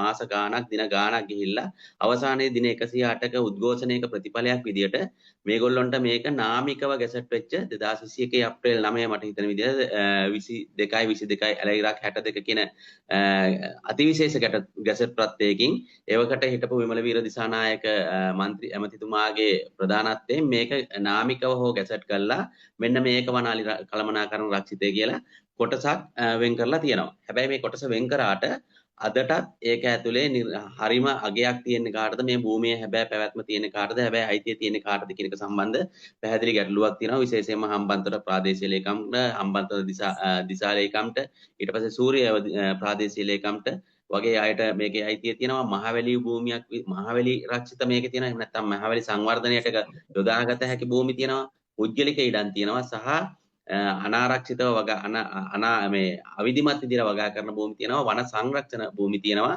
සහ වනජීවී කලාපයක් විදිහට අලින් ඉන්න නිසා අලින්ගේ භූමිත් තියෙනවා. ඒ වගේම තමයි මේක ගැසට් කරාට පස්සේදී මේක අනෙත් ප්‍රදේශවලට මේ කොටස අනෙත් ප්‍රදේශවලට එකතු වෙන්න මේකේ අලිමංකඩවලුත් එක්ක තමයි මේක ගැසට් කරේ. විශේෂයෙන්ම උනාතු අලිමංකඩ, තැලවිල්ල අලිමංකඩ, හැඬිල්ල අලිමංකඩ, පොලංකාවල අලිමංකඩ. දැන් මේ අලිමංකඩ වලින් විශේෂයෙන්ම බලාපොරොත්තු වෙන්නේ එක පැත්තකින් හැඬිල්ල පැත්තෙන් මේගොල්ලෝ ලුණුගම්හිර ජාතික වනෝද්‍යානයේ පැත්තට යාවි. අනිත් පැත්තෙන් කොහලංකාවල අලිමංකඩ හරහා මේගොල්ලෝ අර හයිවේ එකට යටින් තියෙන තිස්ස පාරේ තියෙන බූන්දල පැත්තට යාවි. ඊට පස්සේ තැලවිල්ල වගේ පැත්තින් බලාපොරොත්තු වුණේ මේ අලි මදුනාගල වගේ පැත්තකට යාවි. ඊට පස්සේදී අනෙත් පැත්තෙන් මීගහජතුර වගේ පැත්තෙන් බලාපොරොත්තු වුණා. උඩවල පැත්තටත් මේ අලියයි. ඒක නිසා මේක අර පෘථිවිරාජ කිව්වා වගේ කොටු කරගත්ත භූමියක් නෙවෙයි, අර වතුර වීදුරුවක් නෙවෙයි. මේක එහාට මෙහාට අලින්ට යන්න පුළුවන්. අලින්ගේ වාසස්ථාන වලට සුරක්ෂිතව සිද්ධ වෙවයි කියලා හිතපු වගේ කලාපයක් විදියට තමයි මේක මුල් කාලීනව හිතලා ඒකපත් කරේ. නමුත් කනගාටුවට කාරණේ තමයි මේක අර අපේ 2020 ඇක්ෂන් ප්ලෑන් එක වගේම මේ ගැසට්ටුවත් හමස්පත් පෙට්ටියට ගියා. කිසිම දෙයක් සිද්ධ වුණේ නැහැ. අර ගොවීන්ගේ වල්සපුකල ගොවි අරගලයේ, දැවැන්ත ගොවි අරගලයේ, දින 108ක් පුරා අරගෙන ගියපු ගොවි අරගලය ඒක හැල්ලු බාල්දුවට ලක් කරමින් දිගින් දිගටම මේ භූමියේ තිබිච්ච ස්වභාවික තත්ත්වයන් අනාරක්ෂිත විදියට පෞද්ගලික පරිහරණයට එහෙම නැත්නම් දේශපාලන බලාධිකාරියට නතු වුණා. විශේෂයෙන්ම හයිවේ එකත් එක්කම ඒකේ සංවර්ධන කටයුතු වලට අවශ්‍ය වෙලා තිබිච්ච පස් සහ වැලි සහ පිඩලි වගේ කපන්න ඕනි දේවල්, ඊට පස්සේ දිගල් මෝල්, ඒ වගේම ඒ සමගාමීවම දේශපාලන අධිකාරිය සහ ඒගොල්ලොන්ගේ බලපුරුවන්කාරකම මත මේ MER එක ඇතුළට විවිධාකාරයේ මිනිසුන් ඇතුළු වෙන්න පටන් ගත්තා. මේගොල්ලෝ අක්කර 100,000 ප්‍රමාණයෙන් මේක අල්ලගත්තා. දැන් එතකොට අර හෙක්ටයාර් 23000ක භූමි ප්‍රමාණයෙන් කොටසක් මත්තල එයාපෝට් එකටත්, තවත් කොටසක් මත්තල හම්බන්තොට තියෙන වරායටත් ගියාට පස්සේදී ඉතුරු වෙලා තිබිච්ච කොටසක් දිගින් දිගටම ගුණාත්මක භාවය සහ ප්‍රමාණාත්මක භාවය මේ භූමියේ අඩු වෙලා ගියා. සහ මේකත් එක්ක මේ MER එක අවශ්‍යයි කියලා හිතන වටපිටාවේ හිටපු ඔය වල්සපුගල ගොවි සමිති ගොවි ගම්මාන වලට තවත් ඒ මිනිස්සු කබලෙන් ලිපට වැටෙන හේතුවක් වුණා. මොකද මේකේ සංවර්ධන ක්‍රියාදාමයේ වෙන්න කලින් මේක වලව වංගිවුර යෝජනාවලියේදී ඇත්තටම යෝජනා වෙලා තිබුණේ වලව වංගිවුර එහෙම නැත්නම් උඩවල ජලාශයෙන් වංගලෙන් පෝෂණය වෙන කොටසේ හෙක්ටයාර් 5000ක වගේ භූමි ප්‍රමාණයක් සාම්ප්‍රදායික ගොවි රටාවක් ඇතුලේ පවත්වාගෙන යන්න විශේෂයෙන්ම කුඹුරු වැඩකට තමයි මේක පාවිච්චි කරේ. හැබැයි මේ කුඹුරු ගලාගෙන එන්නේ ඔය අන්දර වැව සහ වංගිවුරේ ඇල දිගේ තමයි එන්නේ. ඒ ඇල තමයි ගොවියෝ පාවිච්චි කරේ මෙතුවක් කාලයකට ඒගොල්ලොන්ගේ සාමාන්‍ය කුඹුරු වලට වතුර ගන්න සහ වෙනත් ගොවිතැන් කටයුතු වලට ඒගොල්ලෝ ඒක පාවිච්චි කරා. හැබැයි මේකෙදි මේ සංවර්ධන කටයුතු අවිධිමත්ව සිද්ධ වෙද්දී ඒ එක්කම අවිධිමත් විදියට වගා කටයුතු සහ වෙනත් ක්‍රියාකාරකම් මේ හෙක්ටයාර 23000 ඇතුලේ සිද්ධ වෙද්දී ඒගොල්ලොන්ට වතුර එක්ක තමයි මුලින්ම ගැටෙන්න සිද්ධ වුණේ. වතුර කියන අත්‍යවශ්‍යම කොටස අර සාම්ප්‍රදායික ගොවි රටාවෙන් ඉන්න ඒ ගොවීන්ගෙන් ගිලිහිලා ගියා. විශේෂයෙන්ම මොකද ඒගොල්ලොන්ගේ ඇලවේලි වලින් මේ වතුර ගන්න පටන් ගත්තා අර අවිධිමත් විදියට මේ හෙක්ටයාර් 23000 ඇතුලේ වගා කරන්න පටන් ගත්ත දේශපාලන බලාධිකාරිය බලපුලුවන්කාරකම මත ඒකට ආපු මිනිස්සු. ඉතින් එතකොට ඒකේ හොඳම උදාහරණයක් විදියට 2023 වසරේදී ඒගොල්ලෝ වතුර ඉල්ලලා උද්ඝෝෂණය කරගෙන උඩවලවට එනවා. උඩවල ජලාශයෙන් වතුර නිකුත් කරන්න. මොකද අපට වතුර නැහැ කියලා. ඇත්තටම දැන් අපි ගිහිල්ලා බලද්දි ප්‍රශ්නේ වෙලා තියෙන්නේ ඒගොල්ලොන්ට වතුර එන්න විදියක් නැහැ. පැය 24 පුරාම අඛණ්ඩව ජෙනරේටර් දාගෙන එහෙම නැත්නම් ලොකු මෝටර වතුර දාගෙන MER එක ඇතුලේ රක්ෂිත කොටස් ඇතුලේ මහා පරිමාණයෙන් අක්කර 100 200 අපි කියනවා අර මොනෝකල්චර් ප්ලාන්ටේෂන් කියලා. එහෙම නැත්නම් අඹ සහ කෙසෙල් වගේ වගාවල් සල්ලිකාර පිරිස් බලපුලුවන්කාර පිරිස් දිගින් දිගටම කරන්න ගන්නවා. පායන කාලෙත් වතුර දාලා වහින කාලෙත් ඒගොල්ලෝ ඒ වතුර පරිභෝජනය කරනවා. සහ ඒකත් එක්කම මේක ඇතුලේ ජීවත් වෙලා හිටපු ගැහැණු සත්තු තාමත් ඉන්නවා. ඒක ඇතුලේ හිටපු සත්තුන්ගේ භූමිය තමයි අක්කර 100 ගණන් වලින් අක්කර 50ට වැඩි හැම භූමියක්ම ඒගොල්ලෝ කොටු කරගන්නවා බිමින් දුවන අර ලයින් ෆෙන්ස් එකකින් සහ උඩ එල්ලෙන වැටකින් දැඩි ආරක්ෂිත වැටකින් ඒගොල්ලෝ මේ භූමිය ඇතුලේ තමන්ගේ කොටස් වෙන් කරලා ගන්නවා. ඒ වෙන් කරගන්න කොටස් ඇතුලේ ඒවා කාටවත්ම ඇතුල් වෙන්න බෑ. සතෙක්ට ඇතුල් වෙන්න බෑ. වෙන කාටවත් ඇතුල් වෙන්න බෑ. ඒවා අධි ආරක්ෂිත විදියට තමයි ඒගොල්ලෝ පවත්වාගෙන යන්නේ. සහ මේවට ඇතුල් වෙන්න පාරවල් මම්මාවත් විශාල ප්‍රමාණයෙන් හදනවා. ඉතින් දිගින් දිගටම මේක සිද්ධ වෙන්න ගත්තා. එතකොට ඒක භූමි ප්‍රමාණය ඇතුලේ මේ වෙද්දී කිසිම ගුණාත්මක භාවයක් දකින්න ලැබෙන්නේ නැහැ මේ MER එක කියන කොටස. එහෙම නැත්නම් වනාලි කළමනාකරණ රක්ෂිතය ඇතුලේ ගුණාත්මක භාවය ඔය අවුරුදු ගාන ඇතුළත ක්‍රමයෙන් පිළිහිලා ගිහිලා තියෙනවා. ඒ වගේම තමයි මේකේ ප්‍රමාණාත්මක භාවයත්. අපි අර ඩික්ලෙයාර් කරපු හෙක්ටයාර් 23000 කෙසේ වෙතත් දැන් හෙක්ටයාර් 10000ක කොටසක්වත් සතුන්ට නැහැ. හැබැයි මේ තියෙන ඉතුරු වෙලා තියෙන කොටසුත් ඒ කොටස් ඔක්කොම ගල් කඳු සහ අවශේෂ වනාන්තර දැඩි වනාන්තර ප්‍රදේශ ඒවා සතුන්ට උචිත සතුන්ගේ වාස භූමි නෙවෙයි. මොකද ගොවියෝ ගිහිල්ලා අත්පත් කරගන්නේ ඒගොල්ලන්ට හොඳටම වගා කරන්න පුළුවන් තුනී ප්‍රදේශ වතුරට ආශ්‍රිත ප්‍රදේශ. ඉතින් අපි හොඳටම දන්නවා අලිත් කැමති ඒ වගේ ප්‍රදේශ වලට. දැන් මේ වෙද්දි අලින්ගේ භූමිය 100%ක් මෙතනින් නැති වෙලා ගිහිල්ලා තියෙනවා. ඒ වගේම ස්වයං පෝෂිත වගාවල් තියෙනවා. ඒ කියන්නේ පුද්ගලික අංශයට පාවිච්චි වෙන අඹ සහ වෙනත් භෝගවලට ඒගොල්ලෝ පෙළඹිලා තියෙනවා. ඉස්සර කටුසර භෝග විදියට තමයි ඔක ගියේ හේන් ගොවිතැන් කළා. දැන් හේන් ගොවිතැනක් නැහැ. දීර්ඝ කාලීනව වර්ෂය පුරාම මේගොල්ලෝ වගා කටයුතු කරනවා. ඉතින් ඒක දෙවන්ත ප්‍රශ්නයක් වෙලා තියෙනවා මේ MR එකේ තියෙන මේ ඉඩම් හායනය වීම සම්බන්ධයෙන්. ඒකට මෙතෙක් කාලයකට කවුරුත් මේකට යෝජනාවක් හෝ චෝදනාවක් හෝ කිසිම කෙනෙක් නිරපාහැරීමට කටයුතු කරලා නැහැ. දිගින් දිගටම මේ ක්‍රියාවලිය සිද්ධ වෙන්න ගත්තට පස්සේදී නැවතත් පීඩනයට ලකුණේ ඔය උනාතුව තැලවිල්ල හැඬිල්ල මයුරපුර ඊට පස්සේදී මදුනාගල වගේ කියන ගොවි ගම්මානවල ගොවීන් මොකද ඒ ඇතුලේ තියෙන භූමි ප්‍රමාණය දිනෙන් දිනම ගොවීන්ට අත්පත් වෙද්දී එහෙම නැත්නම් ව්‍යාපාරික ප්‍රජාවට අත්පත් වෙද්දී ඒ භූමියේ තියෙන ඉඩ ප්‍රමාණය ගන්න විශේෂයෙන්ම පිරිමි අලි ටික එළියට ආවා. දැන් ආසන්නම කතාව වෙන්නේ මේක දිගින් දිගටම අපි මේක ඇතුලේ වැඩ කරද්දී අපිට තේරුණා මේක ඇතුලේ ඉන්න ගැහණු රංචුවර පෘථිරාජ කිව්වා වගේ තවමත් ඒගොල්ලෝ නිදැල්ලේ ඒක ඇතුලේ ඉන්නවා. හැබැයි ගොඩක් බහුතරයක් පිරිමි සත්තු එළියට එන්න ගත්තා. සහ මේක ඇතුලේ අසාමාන්‍ය වැටවල් ප්‍රමාණයක් නඩත්තු කරනවා පුද්ගලික අංශය විසින්.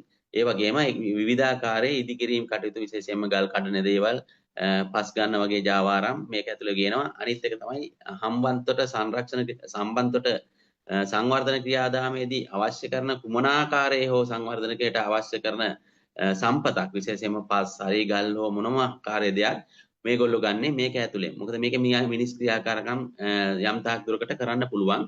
හැබැයි මේකේ අධිකාරීමේ බලය මේක නාමිකව ගැසට් කරා මිසක් මේකට කවදාවත් වනජීවි සංරක්ෂණ දෙපාර්තමේන්තුවට බලයක් පවරලා තිබුණේ නැහැ. මේක තමයි ඔයගොල්ලෝගේ කොටස. මේක තමයි අලි ඉන්න කොටස. මේකේ අලි ටික ඔයාලා බලා ගන්න වගේ දෙයක් කියලා තිබුණේ නැහැ. ඒක බලා ගන්න තියලා තිබුණේ හම්බන්තොට වනාලි පාලන ඒකකය කියලා විශේෂිත කණ්ඩායමකට සහ මයුරපුර සූර්ය අපි මදුනාගල වනජීවි ඒකකයට. ඒ හැර වෙන කවුරුත් මෙතන නැහැ. අපි දන්නවා රටේ සමස්ත වනජීවි නිලධාරීන්ගේ උග්‍ර හායනයත් එක්ක අඩුවත් එක්ක මේ දෙගොල්ලොන්ට කිසිසේත්ම මේක පාලනය කරන්නවත් මේක ඇතුලේ ක්‍රියාකාරකම් වලට ඍජුවම දිහත් වෙන්නවත් සමහර වෙලාවට බැරි වෙනවා. මොකද සේවක උග්‍ර සේවක ප්‍රශ්නයක් සහ මේකේ තියෙන භූමි ප්‍රමාණය දෛනිකව තනින් තන කපනවා. සමහර වෙලාවට මේ ඉඩම් වල අයිතිය මහවැලියට තියෙන්නේ. එතකොට නඩුවක් පවරන්න ගියාට පස්සේදී මේකේ කාටද නඩුව පවරන්නේ කියන එක වගේ තැන්වලදී ප්‍රශ්නයක් වෙනවා. හැබැයි මේකම මේකට එන්න පටන් ගත්තා විශේෂයෙන්ම ඔය හයිවේ එකේ සීනුපුගල කියන ප්‍රදේශය ආශ්‍රිතව පහුගිය අවුරුද්දේ සෝලා කම්පැනි ඇවිල්ලා ඒකේ ඉඩම් ටිකත් සුද්ධ කරන්න පටන් ගත්තා. ඒක ඊට වඩා ප්‍රශ්නයක් වුණා. එතන හෙක්ටයාර 800ක් පමණ තියෙන කොටසක්. හැබැයි මේ කොටස MER එකට නැහැ. MER එකට නැති වුණාට මේක MER එකත් එක්ක බද්ධ වෙලා තියෙන පරිවාර වනාන්තර කලාපයක්. මේක හරහා අලි සංක්‍රමණය වෙනවා. මේක හරියට කොරිඩෝවක් වගේ. දැන් වර්තමානයේ වෙන විට මේකත් මේ කොටසත් අලින්ට අහිමි වෙලා තියෙනවා. මොකද මේකත් සෝලා කම්පැනි විසින් දිනපතාම අත්පත් කරගෙන යනවා. මේක මහවැලියට අයිති භූමියක්. ඉතින් ඒගොල්ලෝ කියනවා ඒක සංවර්ධන ක්‍රියාදාමයකට යොදා ගන්න ඕනි කොටසක් අලින්ට කොටසක් වෙන් කරලා තියෙන්නේ කියලා. නමුත් ප්‍රශ්නේ තියෙන්නේ අලින්ට එහෙම කොටස් වෙන් කරා කියලා පුදුරාස කිව්වා වගේ එහෙම බෑ. එහෙම කතාවක් මෙතන නැහැ. අලි මේක පුරාම සංචරණය කරනවා. ඉතින් ඔහොම දිගින් දිගටම ප්‍රශ්න එන්න වැඩි වුණා. වැඩි වෙලා මේකේ ඉන්න පිරිමි අලි ටික විශේෂයෙන්ම මයුරපුර ප්‍රදේශයටත් හැඬිල්ල පැත්තෙන් අනිත් හැඬිල්ල පැත්තටත් උඩමත්තලටත් යන්න පටන් ගත්තා. ඊට පස්සේදී නැවතත් මේ ප්‍රශ්නේ එන්න පටන් ගත්තා. ගොවි සමිති අරගල කරන්න පටන් ගත්තා. මේක අපිට හරියන්නේ නැහැ. මේක වහාම මේක ගැසට් කරලා මේක නාමික භාවයෙන් මුදවලා මේක ගැසට් කරලා සතුන්ට සතුන්ගේ අවස්ථාව ඉෂ්ට කරන්න දෙන්න. මොකද දැන් මේ වෙද්දි සතුන්ගේ අවස්ථාවේ සම්පූර්ණයෙන්ම නැති වෙලා තියෙන විශේෂයෙන්ම වියලි කාලයට වතුර නැහැ. වියලි කාලයන්ට ගොවීන්ට සාම්ප්‍රදායික ගොවීන්ටත් වතුර නැහැ. අර ඇතුලේ තියෙන වෙනත් අවිධිමත් වගාවන් වලට අරගොල්ල මෝටර විදියට වතුර භාවිතා කරලා වතුර නැති එක. සහ භූමියේ ගුණාත්මක භාවය ඔය අවුරුදු ගාන ඇතුළත නැති වෙලා ගියා. හැබැයි ඉතින් මේක හැමෝම දැනගෙන තියෙද්දි කාලයාගේ හැමෙන් ආණ්ඩුව වෙනස් වුණා. ඒගොල්ලොත් මේ ප්‍රශ්නේ මුලින් ඉඳලම දැනගෙන හිටියා. ඒගොල්ලොත් මේ ප්‍රශ්නේ විසඳන්න එතන වාඩි වෙලා හිටියා. ඒගොල්ලෝ විසඳන තැන හිටියා. අවසානයේදී ඒගොල්ලෝ ගියේ අර පෙර තිබූ තත්ත්වයටම අලි මිනිස් ගැටුම උග්‍ර කරන තත්ත්වයට නැවතත් මේ අවුරුද්දෙත් කරලා ඒගොල්ලන්ට ඇති පදම්පල පුරුදු තියෙන වනාලි පළවා හැරීමේ ක්‍රියාදාමයකට තමයි ගියේ. නමුත් එහෙම යන්න කලින් මේ ආණ්ඩුව පත් වුණු ගමන්ම අපේ සුබන් මහත්මයාත් අපේ ආචාර්ය පුතුරාජ් මහත්මයාත් අපි තවත් විද්වතුන් සහ අලි සම්බන්ධයෙන් කතා කරන සෑම පාර්ශවයක්ම එකතු වෙලා ගිහිල්ලා පරිසර අමාත්‍යාංශයේදී මේ කතාව කියනකොට මුලින්ම පෞද්ගලිකව මම කිව්වේ MER එක වහාම ගැසට් කරන්න. ඒකට අදාළ බලතල දෙන්න. එහෙම නැතුව මේක කරන්න බෑ. ඒකට අදාළ ගැසට්ටුව නැවතත් රීගැසට් කරන්න, භූමිය කළමනාකරණය කරන්න, නැවතත් මැනුම් කරන්න. ඒ භූමිය ඒ සතුන්ට ලබලා දීලා ඒ අවට ඉන්න මිනිසුන්ගේ ජන ජීවිතය සුරක්ෂිත කරන්න, ඒගොල්ලොන්ගේ ගොවි ආර්ථික කටයුතු නංවන්න. ඒකට තමයි අපි කතා කරන්න කියලා තමයි මුලින්ම පටන් ගත්තේ. නමුත් අවාසනාවක මහත විදියට මේගොල්ලෝ ඔයා මඩුවෙන් පටන් ගත්ත එක, එහෙම නැත්නම් පුත්තලමෙන් පටන් ගත්ත අලි පැන්නවීම දිගින් දිගටම අරගෙන ගියා. මම හිතුවේ නෑ කොයි වෙලේවත් ඒගොල්ලෝ එක MER එකට අරන් එයි කියලා. මේගොල්ලෝ MER එකටත් අරන් ආවා. මේකට ආසන්නතම හේතුව උනේ MER එකේ පහුගිය කාලේ, එහෙම නැත්නම් ඔය වල්සපුගල පහුගිය කාලේ ආසන්න මාස 3ක වගේ කාලෙදී අපි අහන්න පටන් ගත්ත රූපවාහිනියෙන්, එහෙම නැත්නම් ජනමාධ්‍යයෙන්, සමාජ මාධ්‍යයෙන් එහෙම අහන්න ගත්තා. සමහර අලි අඟුර කොළේ පැත්තට ගියා, සමහර වල මිද්දෙනියට ගියා, සමහර අලි බටාත පැත්තට ගියා, තවත් අලි ලුණම පැත්තට ගියා, තවත් අලි මල්පත්තා වලට ගියා, අම්බලන්තොටට ගියා වගේ කතාවක්. ඉතින් ඒක වෙන්න පුළුවන් දෙයක්. පෑවුමත් එක්ක අලි විශේෂයෙන්ම පිරිමි අලි ඒගොල්ලෝ කොහොමත් එක තැනක ඉන්නේ නැති බව අපි කලින් පර්යේෂණාත්මකව ඉගෙන ගත්තා. මේගොල්ලෝ අර අහිමි වෙච්ච භූමියත් එක්ක මං සොයාගෙන ගියා. විශේෂයෙන්ම අපි හොඳටම දන්නවා දැන් තැලවිල්ල වගේ අලිමං කඩවල් නැහැ. එතකොට ඒ අලිමං කඩ සුරක්ෂිතභාවය නැතිවීමත් එක්ක මේගොල්ලොන්ට මදුනාගල සහ මේ MER එක අතර කොටස දැන් මේ වෙද්දී අහිමි වෙලා. ඉතින් මදුනාගල තියෙන මේ වෙලාවේ මේ වෙද්දී හෙක්ටයාර් 2000ක් වගේ කුඩා වනාන්තර ප්‍රදේශයක්. නමුත් අපි පැහැදිලිව දන්නවා Google search කරොත් එහෙම 2010 වගේ වෙද්දී සම්පූර්ණ වනවැස්මකින් පිරිච්ච හේන් ගොවිතැන් කරපු ප්‍රදේශයක් තමයි ඔය මදුනාගල කියලා කියන්නේ. දැන් මදුනාගලට ගියපු අලි තවදුරටත් එතන ඉන්න බැරි නිසා තමයි ඒගොල්ලෝ ලියන්ගස්තොට පැත්තෙන් බරවකුමුක පැත්තට ඇවිල්ලා, වැටිය පැත්තට ඇවිල්ලා, ඒගොල්ලෝ පාර හරහා ඇවිල්ලා උස්කල පැත්තෙන් ඒගොල්ලෝ එනවා මිද්දනිය පැත්තට. අවසානයේදී මාළි අල්ලගත්තේ කටුවනේ. ඒ කියන්නේ සෑහෙන දුරක් අලි කිලෝමීටර 60කටත් වඩා දුර ප්‍රමාණයක් අලි ගිහිල්ලා තියෙනවා මේ මත්තල භූමියේ ඉඳලා. ඒ වගේම තමයි අනිත් පැත්තට අලි යන්න ගත්තා. ඒ කියන්නේ බූන්දල කොහලංකාවල අලිමංකඩ මේ වෙලාවකට සම්පූර්ණයෙන්ම ඩිස්ටර්බ්, එහෙම නැත්නම් කඩා වැටිලා කියලා ඔයාලට තිස්ස පාරේ යද්දි පේනවා. ඉතින් ඒකේ සම්පූර්ණ අලිමංකඩේ තියෙන ස්වභාවය දැන් දුර්වල තත්ත්වයක තියෙන දෙපැත්තෙම ජනාවාස ඉදිවිලා, කඩ ඉදිවිලා සහ හයිවේ එකක් ඒක අතරින් යනවා. ඉතින් අලින්ට බූන්දල ජාතික වනෝද්‍යානයට යන්නත් බෑ. සහ බූන්දල ජාතික වනෝද්‍යානයේ තියෙන කර්කශභාවය තවදුරටත් අලින්ට රොත්තු දෙන්නේ නැති නිසා ඒ පැත්තේ හිටපු අලින්ගෙන් සමහරු ඔය ගොන්නෝරුව හරහා අම්බලන්තොටට ගිහිල්ලා දැන් මේ වෙද්දි කාලියෙක් ඉන්නවා ලුණම. ඉතින් එයාවත් දැන් මේ අල්ලන්න තමයි දාලා තියෙන්නේ. අල්ලලා ගෙනත් දාන්න ඕනි කියන තැන. නමුත් කොයි වෙලේ හරි මේ පරිසර ප්‍රශ්න ටික වැඩිපුර ගියපු නිසා මේ වෙලාවේ ලුණම ඉන්න අලියා අල්ලන එක පැත්තක තියලා මේගොල්ලෝ ඔක්කොම කල්පනා කරා මේ ඔක්කොම අලි ටික අරගෙන ආයි අරගෙන එන්න ඕනි කියලා මේ MER එකට. හැබැයි මෙතන තියෙන ගැටලුව තියෙන්නේ අපි අත්දැකීමෙම දන්නවා දවස ගානේ සාමාන්‍ය ගොවි බිම් වල අලියෙක් කෙලවන රටාවයි වනජීවි නිලධාරීන් ගිහිල්ලා දවස් 21කට නිලධාරීන් 80ක් වනජීවි නිලධාරීන් 80ක් සහ විවිධාකාරයේ යුද හමුදාව, ගුවන් හමුදාව සහ සිවිල් ආරක්ෂක සේවය, බහුකාර්ය නිලධාරීන් සහ ආපදා කළමනාකරණ ඒකකයේ නිලධාරීන් එක්ක සියලු සේවකයන් 400ක් විතර එක්ක කරන අලි මෙහෙයුමක් ඒක සුළුපටු මෙහෙයුමක් වෙන්න විදියක් නැහැ. ඒකට විශාල මිනිස් ශ්‍රමයක් ඕනි, ඒකට විශාල ආර්ථිකයක් ඕනි සහ ලොකු කාලයක් ඕනි. ඉතින් දැනට ස්ථාන 4ක ස්ථානගත වෙලා මේගොල්ලෝ කිසිම කෙනෙක් දන්නේ නැති විදියට කිසිම ප්ලෑන් එකක් නැහැ. ඉල්ලුවට පස්සේ දෙන්න ප්ලෑන් එකක් නැහැ. හැබැයි මේගොල්ලෝ අලි එලවන්න පටන් අරන්. දැන් මේ මොහොතේත් අලි එලවන්න පටන් අරන්. තාමත් අලි හම්බ වෙලා නැහැ. දැනුත් මට තොරතුරු වෙනවා ඊයේ දවසෙත් අලි නැහැ. ඉතින් පෙරේද පන්නපු අලි ටික නැවතත් අර පුතුරාස කිව්වා වගේම ඒ වැට දිගේම ඇතුළට ගිහිල්ලා තියෙනවා. ඉතින් දැන් මේක දිගින් දිගටම අසාර්ථක භාවයේ පෙනිපෙනි මෙච්චර පිරිස් බලයක් යොදාගෙන මෙච්චර ශ්‍රමයක් වැය කළා කාලය මුදල් ශ්‍රමය ඔක්කොම නාස්ති කරගෙන මේගොල්ලෝ කරන්නේ ආර ආපස්සට යන ගමනක්. මෙතන තියෙන ප්‍රශ්නේ තමයි මේ ක්‍රියාදාමයේ සිද්ධ වෙන්නේ ඊ타ත්ම සුළු පිරිසකගේ අදහස් වමාරුවකින් පස්සේ.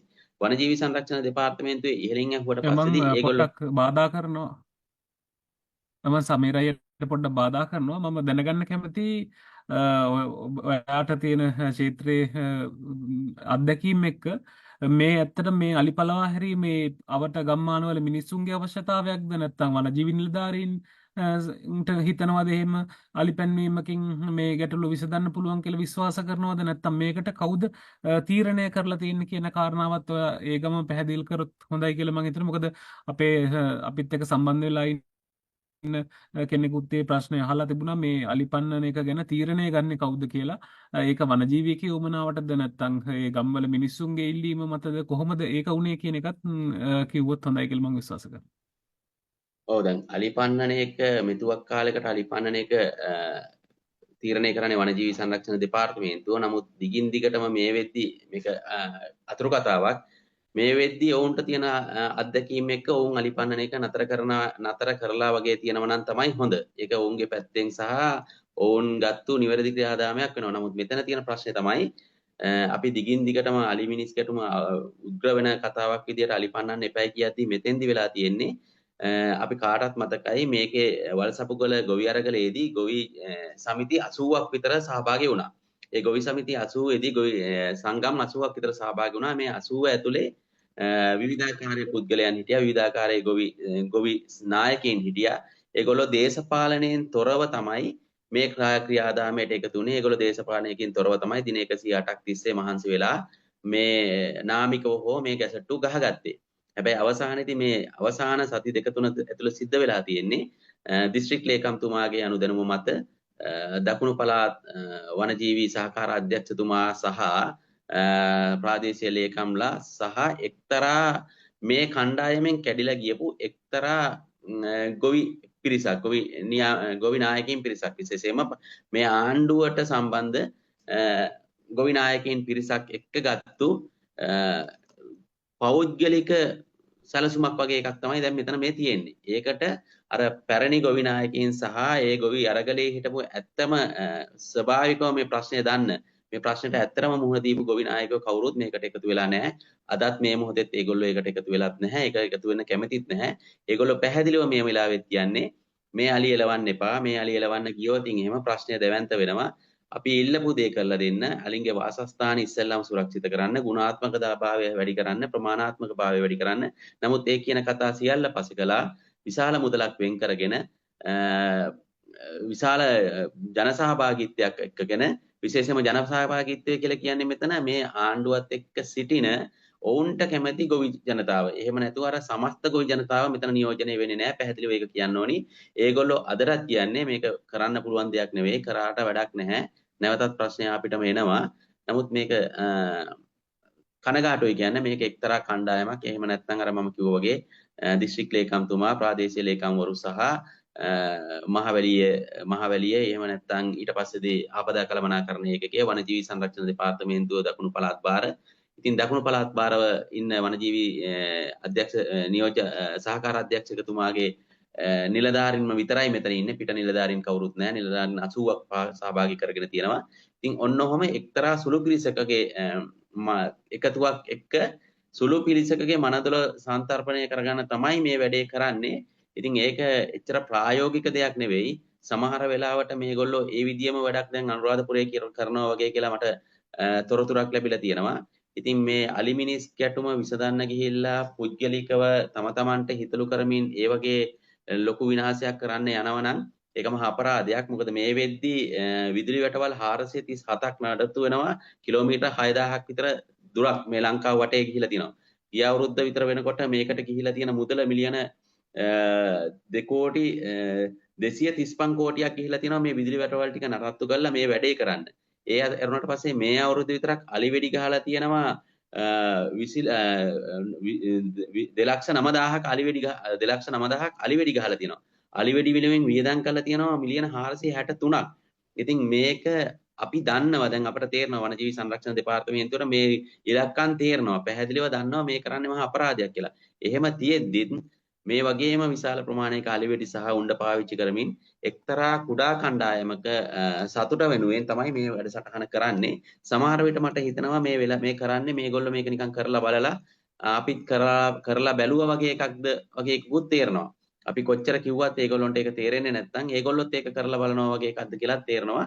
ඕක තමයි සුකුණුවත් ඇත්තම தත්ත්වය. මේක සමස්ත වනහලි කළමනාකරණ රක්ෂිතය වටා ඉන්න ගොවීන්ගේ කතාවක් නෙවෙයි. ඊ타ත්ම සුළු පිරිසකගේ සහ නිලධාරි පන්තියේ කීප නිලධාරීන්ගේ ගත්තු ක්‍රියාදාමයක් මත තමයි මේ දින 21ක අඛණ්ඩ මෙහෙයුම ක්‍රියාත්මක වෙන්න යන්නේ.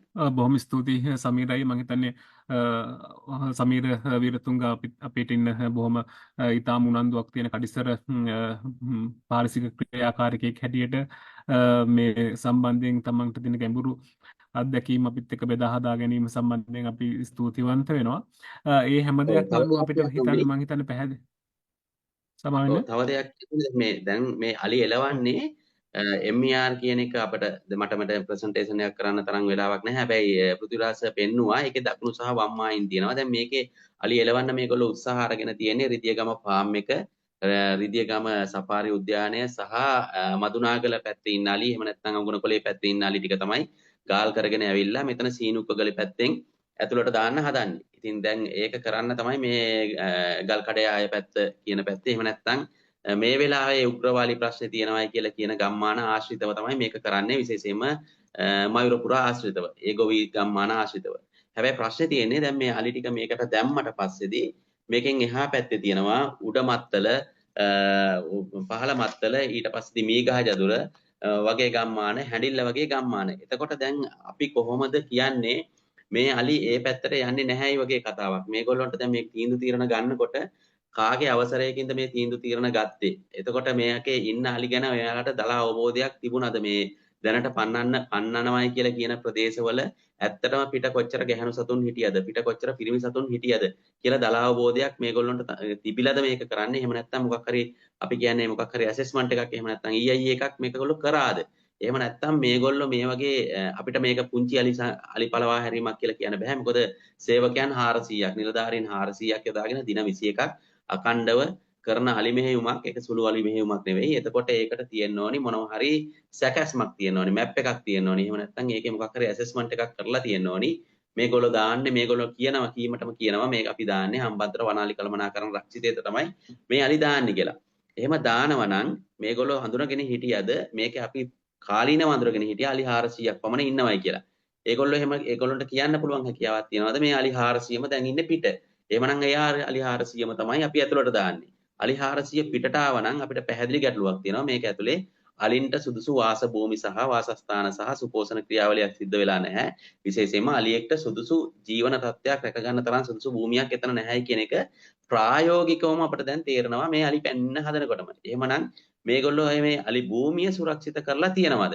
භූමිය සුරක්ෂිත කිරීම වෙනුවෙන් මොනවා හරි ක්‍රියාදාමයකට කල් ඇතුව ක්‍රියාත්මක වෙලා තියෙනවද? එහෙම නැත්නම් මේ භූමියේ සුදුසුකම් බලන්න මොකක් හරි EIA එකක්, එහෙම නැත්නම් පාරිසරික තත්ත්ව හැකීම් වාර්තාවක් අරගෙන තියෙනවද? මේ කිසිම දෙයක් නැතුව තමයි මේගොල්ලෝ නිහිතු මනාපෙට එළියේ ඉන්නවයි කියලා හිතන මෙච්චර නිශ්චිත අලි ප්‍රමාණයක අංකයක් නොදත් අලි ප්‍රමාණයක් මේක ඇතුළට දාන්නේ. හැබැයි මම කිව්වා වගේ කෙටි කාලීනව ප්‍රශ්න විසදෙයි වල්සපුගලෙන් මයුරපුර පැත්තට වෙන්න, එහෙම නැත්නම් මදුනාගල පැත්තට වෙන්න. හැබැයි ප්‍රශ්නේ තියෙන්නේ ඊළඟට මේ අලි ටික යන්නේ මෙතනින් එහා පැත්තට. අපි හොඳටම දන්නවා ප්‍රායෝගිකවත් ඉඳපු කතන්දරයක් තියෙනවා. මේ ප්‍රායෝගිකව ඉඳපු ප්‍රශ්නයක් තියෙනවා. මේ අලි ටික එක කාලයකට උඩමත්තල, පහළ මත්තල, තලවිල්ල, මයුරපුර, ඊට පස්සේ මිහිගහ ජතුර පැත්තට ගිහිල්ලා අලි ඝාතනය වෙන ප්‍රමාණය වැඩි. දැන් ඊයේ අලි එලවන කොටත් සමහර නිලධාරි මට කියනවා වන සංරක්ෂණ භූමියේ කණු ගලවලා ඒගොල්ලෝ මේ මහ කන්නේට, එහෙම නැත්නම් මේ වැහි කන්නේට වගා කරන්න සූදානම් වෙලා කියලා. ඉතින් ඒවැනි පසුබිමක කිසිදු පාරිසරික ඇගීමක් දත්ත වාර්තාවක් නොගෙන මෙච්චර අලි ප්‍රමාණයක් අර භූමියට නැවතත් නිදහස් කරනවා කියන එකේ බරපතල ගැටලුවක් තියෙනවා. ප්‍රශ්නේ එක ගමකට ඉවර වෙයි. හැබැයි මේ අලි ටික කොහොම හරි කරලා අපි ගාල් කරා කියමුකෝ. ගාල් කරාට පස්සේදී මේ ප්‍රශ්නේ අනිවාර්යයෙන්ම උඩ මත්තලට, පහළ මත්තලට, මීගහ ජදුරට, අන්දරවැවට නැවතත් ප්‍රශ්නයක් බවට පත් වෙලා ඒ පැත්තේ අපිට වැඩිම අලි මරණ වාර්තා වෙලා තියෙන්නේ හක්කපටස් කාලා, ඊට පස්සේදී එහෙම නැත්නම් විදුලි සර වැදිලා ගන්සොට් වලට අහු වෙලා මැරෙන්නේ අපි අලි ඒ පැත්තේ. එතකොට මෙතුවක් කාලයකට මිනිස්සුත් එක්ක ගැටුම තිබිච්ච මේ අලි ටික, විශේෂයෙන්ම පිරිමි අලි ටික සහ ඒක ඇතුළට අර සර් කිව්වා වගේ කැරින් කැපැසිටි, එහෙම නැත්නම් අර වතුර වීදුරුවේ කතාවම තමයි එන්නේ. තියෙන ටික කකා හරි හිටපු ගෑනු සත්තුත් එක්ක හිටපු ඒ රංචුව දැන් මේ අලි ටිකත් වැටිලා මේගොල්ලෝ එහා පැත්තට යන්න ගියොත් පැහැදිලිවම හැඬෙල්ල පැත්ත, ඉහළ මත්තල පැත්ත, පහළ මත්තල පැත්තේ ආයි ගැටුමක් ඇති වෙනවා. එතකොට ඒ පැත්තේ ගොවියෝ උද්ඝෝෂණය නොකර ඉඳීවිද? දැන් මේ ගොවියෝ කියනවා අපිට ප්‍රශ්න විසඳලා දෙන්න කියලා මේගොල්ලොන්ගේ එක්තරා කණ්ඩායමක්. ඒ කියන්නේ දේශපාලනයට සම්බන්ධ කණ්ඩායමක් ඒ පැත්තේ ඉඳන් අර නිලධාරි පොළඹවාගෙන සහ පොළඹවා ගැනීමක් නෙමෙයි. ඇත්ත දැනගෙන ඒගොල්ලෝ අලි එලවනවා. එතකොට මේ අලි ටික ගිහිල්ලා එහා පැත්තට ගියාට පස්සේදී එතකොට ඒ මිනිස්සුන්ගේ තියෙන අයිතිවාසිකම් වලට මොකද්ද වෙන්නේ? සතුන්ගේ තියෙන අයිතිවාසිකම් වලට මොකද්ද වෙන්නේ කියලා මේගොල්ලොන්ට දල අවබෝධයක් තිබුණාද? ඉතින් එහෙමනම් මේගොල්ලොන්ට සිද්ධ වෙනවා මේ අලි මෙහෙම මේ පැත්තේ ටික කාලයක කරලා නවත්තලා ආයි ඉහළ මත්තල පැත්තෙන් උඩ මත්තල පැත්තෙන් පහළ මත්තල පැත්තෙන් ආයි නැවතත් අලි ටික ඇතුළට දාන්න. එතකොට ඒ අලි ටික ආයි ඇතුළට දැම්මට පස්සේ මේ වැටවල් දෙකෙන් දෙපැත්තට දැම්මට පස්සේ ආයි කොහාට දෙන්නේ? ආයි කාලයක් එක්ක ආයි මේ ප්‍රශ්නේ එනවා මයුරපුරට තැලවිල්ලට ඊට පස්සේදී රිදියගම පාම් එක පැත්තට. එතකොට ආයි මේක දෙපැත්තම දෝලණය වෙන නිකන් කිසිම තේරුමක් නැති කතාවක ආරම්භයක් වගේ එකක් විතරයි මට නම් පේන්නේ. ඉතින් ඕක අපි හොඳටම තේරුම් ගන්න ඕනේ විශේෂයෙන්ම මේ අලි දාන්න කලින් මේගොල්ලෝ කිසිම පාරිසරික තත්ත්ව වාර්තාවක් අරගෙන නැහැයි කියන එක අපට බොහොම පැහැදිලි. මොකද ඒගොල්ලොන්ට අවබෝධයක් නැහැ සහ මේක දේශපාලන වශයෙන් සතුටු කිරීමට ගත්ත උත්සාහයක් වගේ එකක් තමයි මට පේන්නේ. එහෙම නොවුණා නම් මේගොල්ලොන්ට පැහැදිලිව තිබුණේ මේක MER එකට කියන එකට අපි මෙතුවක් කාලයකට සටන් කරන පරිසරවේදීන් සටන් කරන ගොවීන් සටන් කරන ගොවි සංඝම් 80කට වැඩි ප්‍රමාණයක් එකතු වෙලා දින 108ක් සටන් කරපු මේ කොටසට නිත්‍යානුකූල බලය ලබලා දීලා මේකේ තියෙන අවිධිමත් ඉඩම් ටික අයින් කරලා ඇසෙස්මන්ට් එකක් කරලා නීත්‍යානුකූලව හිටපු මිනිස්සුන්ට දීලා ඒගොල්ලෝ අලිවැටවල් වලින් වෙන් කරලා අනිත් වාස භූමිය අලින්ට සුදුසු තත්ත්වයකට ගෙනාවට පස්සේදී අපට යන්තාක් දුරකට ඒකේ ඉන්න අලි ටික සුරක්ෂිත කරගන්න පුළුවන්. නමුත් එහෙම කිසිදු තත්ත්වයකින් වාර්තාවකින් තොරව හිතුමනාපේ කරපු වැඩක් වගේ තමයි මට පේන්නේ. ඉතින් මේක අතිශයම අසාර්ථකයි කියලා දැනටම තේරෙනවා. ප්‍රශ්නේ එක පැත්තකින් විසඳුවට අනිවාර්යෙන් ඊළඟට ඒ ප්‍රශ්නේ අනිත් පැත්තට යනවා. මොකද මේ වෙද්දි උනාතු අලිමංකඩ වැහිලා තියෙන්නේ, හැඩවිල අලිමංකඩ වැහිලා තියෙන්නේ, කොහලංකාවල බූන්දලට යන අලිමංකඩ වැහිලා තියෙන්නේ, තලාතු තලවිල් අලිමංකඩ වැහිලා තියෙන්නේ. ඒ වගේම උඩවලවට එන්න බෑ. බෝගස්සව අලිමංකඩත් වැහිලා තියෙන්නේ. සියලු අලිමංකඩවල් අවුරලා අර සර් කිව්වා වගේම මාළු ටැංකියක වතුර දානවා වගේ මාළු ටැංකියකට පිරිච්ච වතුර දාන මාළු ටැංකියකට අසාමාන්‍ය මාළු ප්‍රමාණයක් දානවා වගේ වැඩක් තමයි මේ සිද්ධ වෙන්නේ. ඉතින් හරිම කනගාටුවක් වර්තමානයේ සිද්ධ වෙන්නේ. මං පොඩ්ඩක් බාධා මං පොඩ්ඩක් බාධා කරනවා සමීර අයියට. අපි තියෙන කාල වේලාවත් එක්ක දැන් ඒ කියන්නේ පැහැදිලි සමීර වීරතුංග මහත්මයා කියපු කාරණයක් එක්කත් අපිට පැහැදිලි වෙන දේ තමයි මේ අලිමිනිස් ගැටුම කළමනාකරණය මම අර මුලින් කිව්වා වගේ අලිමිනිස් ගැටුම කියන්නේ ඊටම බරපතල සමාජ ආර්ථික පාරිසරික එකක් වගේම දේශපාලන ගැටලුවකුත් වෙනවා. මේ දේශපාලනය අපිට අඳුන ගන්න බැරි වීමද මේ ප්‍රශ්නයට මුල කියන එක තමයි මට හැඟෙන්නේ. ඉතින් ඒකත් එක්ක මම කැමති යන්න ඊළඟ කාරණයට දැන් ජාතික ක්‍රියාකාරී සැලැස්මක් කියන්නේ ජාතික මට්ටමේ වැඩපිළිවෙලක් මේක සඳහා අවශ්‍යයි කියන ඒක අපිට පැහැදිලි වෙනවා. දැන් සමීර අයියා කියපු කාරණාවලුත් පැහැදිලි වෙන්නේ අපි මේ එක පැත්තක ප්‍රශ්නේ තව පැත්තකට ගෙනියනවා. එතකොට ඒ පැත්තේ ප්‍රශ්නේ වැඩි වෙනකොට අපි ආයෙත් අනිත් පැත්තට මේ ප්‍රශ්නේ ගෙනියනවා වගේ එකක් නේ. අර හිස රදයට කොට්ටේ මාරු කරනවා වගේ එකක් නේ. ඉතින් මම දැනගන්න කැමති සමීර අයියගෙනුත් දැන් මේ ජාතික ක්‍රියාකාරී සැලැස්ම ක්‍රියාවට නගන්න වර්තමාන ආණ්ඩුව මොකක් හරි වැඩපිළිවෙලක් තියෙනවද නැත්නම් එයාලා වෙන සැලැස්මක් හදන්න යනවද කියලා එහෙම ඔබතුමාට තියෙන අවබෝධය මොකක්ද ඒ සම්බන්ධව? මෙහෙමයි දැන් ඇත්තටම දැන් මේ අලි පැන්නිල්ලත් එක්ක තවත් චූටි දෙයක් කියන්න ඕනේ. මේකේ පාරිසරික ප්‍රශ්නය අපි දැන් හොඳටම දන්නවා. කියන්නේ අලි මරනවා. අලි මරීමට නීත්‍යානුකූල ක්‍රමවේදයක් භාවිතා කරනවා වගේ එකක් තමයි දැන් පේන්නේ. නමුත් මීට එහා ගිය සමාජ ප්‍රශ්නයක්, සමාජීය සහ කෘෂි ආර්ථික ප්‍රශ්නයක් ගොඩනගෙනවා. අනිවාර්යයෙන්ම මේ කරන වැඩෙන් එක පිරිසක් සතුට කරන්න ගියාට පස්සේදී අනිත් ගොවීන් සම්පූර්ණයෙන්ම මේකත් එක්ක තරහක් එනවා. ඒ කියන්නේ මේකෙදි දැන් සිද්ධ වෙලා තියෙන්නේ එක කණ්ඩායමක් සතුට කරන්න ගිහිල්ලා තව පාර්ශවයක් සතුටු සිතින් බැහැර කරලා තියෙනවා. ඉතින් ඒක නිසා මෙතන සමාජ ගැටලුවකුත් අනිවාර්යයෙන්ම ඉස්සරහට එනවා. ඒක වළක්වන්න බෑ. ඒක නැවතත් අර වගේම ගොවි අරගලයක් බවට පත් වෙන්න පුළුවන් උඩවලව මේ හම්බන්තොට විතරක් නෙවෙයි අනුරාධපුර පොළොන්නරුව පැතිවලිනුත් ඒක වෙනම මට තේරෙන දෙයක්. ඒ හැරෙන්න ඇක්ෂන් ප්ලෑන් එක එහෙම නැත්නම් 2020 ක්‍රියාකාරී සැලැස්ම ගත්තොත් එහෙම මේ සියලු වාර්තාවල් අරගෙන අපි මේ ආණ්ඩුව පත් වුණු ගමම පරිසර අමාත්‍යතුමා හම්බුණා. අපිට ඇති තරම් වෙලාව තිබුණා. අපි ඒවා කියලා දුන්නා. මේවා කොහොමද ක්‍රියාත්මක කරන්න ඕනි කියලා අඩුම තරමින් පටන් ගැම්ම කියලා දුන්නා. විශේෂයෙන්ම පෘථ්විරාජ් හිටපු මීටින් වලටත් මම ගියා. ජනාධිපති ලේකම් කාර්යාලයේ මීටින් වලටත් අපි සහභාගී වුණා. මෙතනදී ඒගොල්ලොන්ට කිසි දෙයක් හංගන්න දෙයක් නැහැ. අපි A to Z හැම දෙයක්ම කියලා දීලා තියෙනවා. සිංහල පරිවර්තනය, ඉංග්‍රීසි මුද්‍රණය දෙකම අපි දීලා තියෙනවා. ඇතිතරම් අධ්‍යයනය කරන්න දීලා තියෙනවා. නමුත් මට හිතෙන්නේ ඒගොල්ලෝ ආයි මුල්ම තැනට ගිහිල්ලා ආයි යටට එන්න වගේ තමයි හදන්නේ. සමහර විට මේ ඔක්කොමත් හදා බලලා ඒගොල්ලෝ වාර්තාවක් හදලා කියයිද දන්නේ නැහැ මේක තමයි වෙන්න ඕනි කියලා. නමුත් ඒක අපරාධයක්. විද්වත් වාර්තාවක් හදලා තියෙනවා.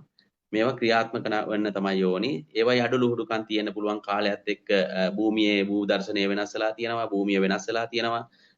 නිවැරදි සංගණනයක් මේ වෙනකන් අලින්ගේ සිද්ධ වෙලා නැහැ 2011න් පස්සේ. ඉතින් ඒක නිසා කෘෂිකාර්මික බින් කොටස කොච්චරද කියලා අපි තාම දන්නේ නැහැ. ඒගොල්ලෝ දිගට කපාගෙන යනවා. ඉතින් අලි සංගණනයක් වෙලා නැහැ. වනජීවී භූමි සුරක්ෂිත වුණාට වන සංරක්ෂණ භූමි සුරක්ෂිත වෙලා නැහැ. ප්‍රාදේශීය ලේකම් සතු භූමි සුරක්ෂිත වෙලා නැහැ. පරිවාර වනාන්තර සහ වන සංරක්ෂණ වනාන්තර සම්බන්ධ තීන්දුව తీරන නිවැරදිව වරන්නේ නැහැ. ඉතින් ඒක නිසා අනිවාර්යයෙන්ම මේ ඇක්ෂන් ප්ලෑන් එක ක්‍රියාත්මක කරන්නම වෙනවා. සහ ඒ ජාතික ක්‍රියාකාරී සැලැස්මකට යන්න වෙනවා.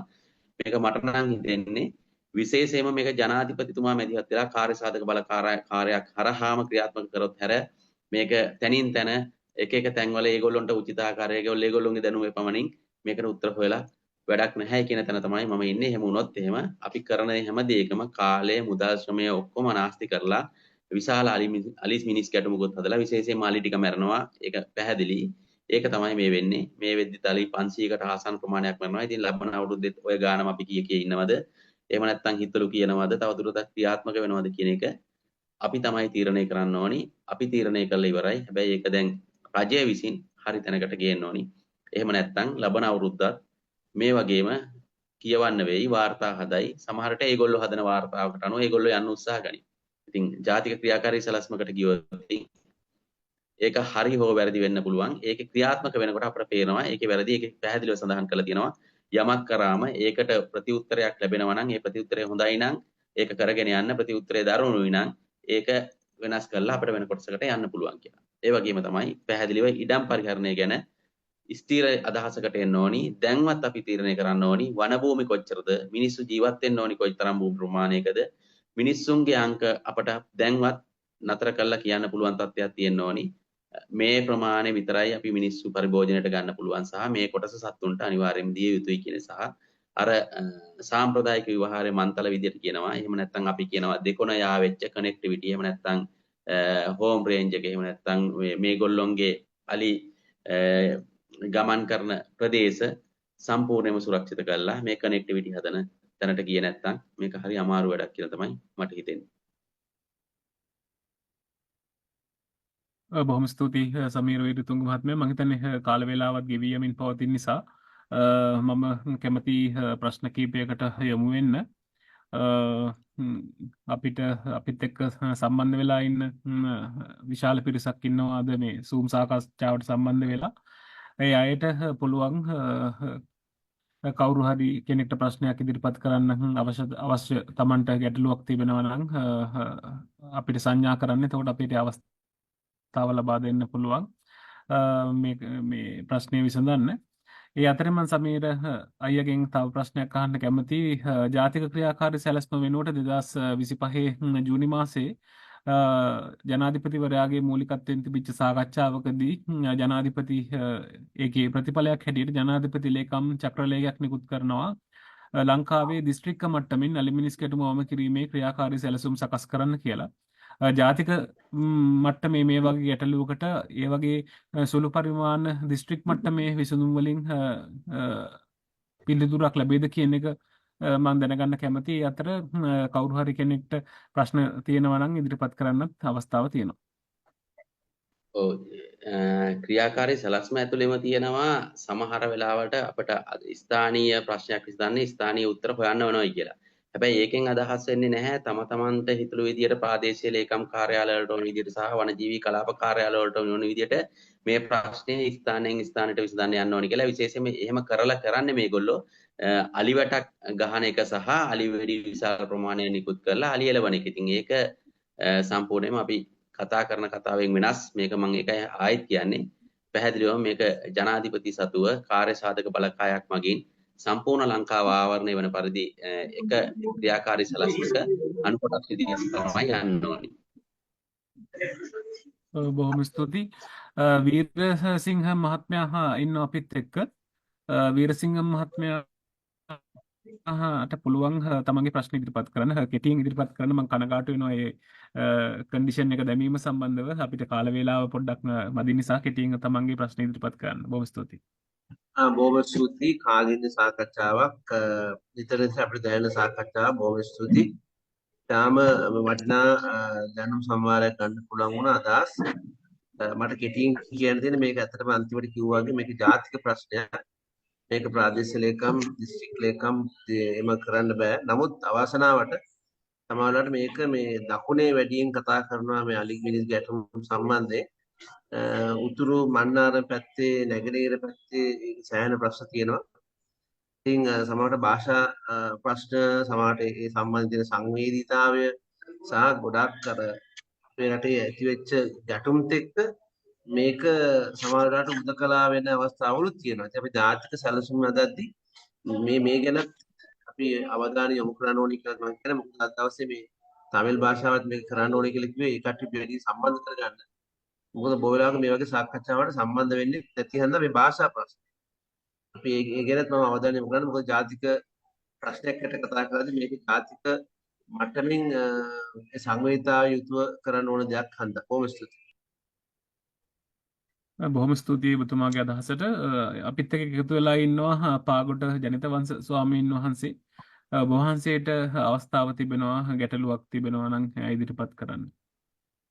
හැම දිනාටම තෙරුවන් සරණයි. බෙහෙවින්ම ස්තුතියි මෙවැනි වැඩසටහනක් සංවිධානය කිරීම ගැන. අපේ පෘථ්විරාජ් මහත්තයත් මම හිතන්නේ අදහස් දක්වලා තිනවා. මට පණිවිඩය ලැබෙන කොටත් සෑහෙන වෙලාවක් ගිහිල්ලා කෙසේ හෝ මම දන්නේ මේ කාරණාව ගැන කොයිතරම් දුරට අපේ පිරිස දැනුවත්ද කියලා. මේකේ ලොකු ගැටලුවක් තියෙනවා මේක පිටිපස්සේ.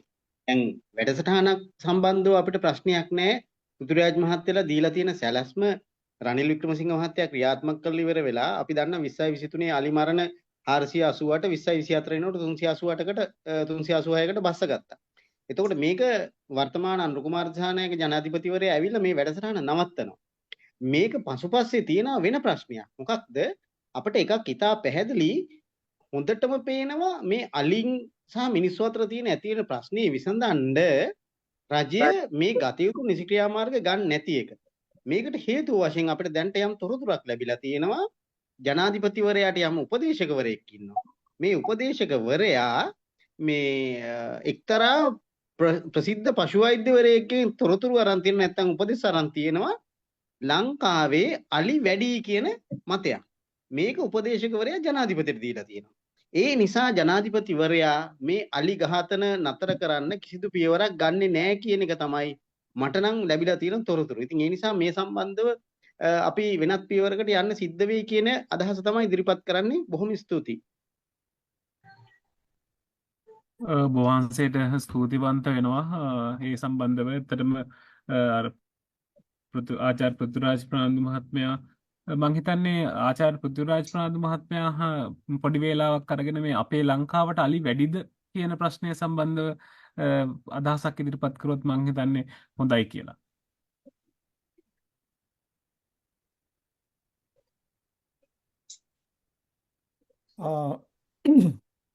ඇත්තටම සුපුන් මේ අලි වැඩි කියලා යම්කිසි මතයක් තියෙනවා. අලි වැඩි වෙනවයි කියලා තව මතයක් තියෙනවා.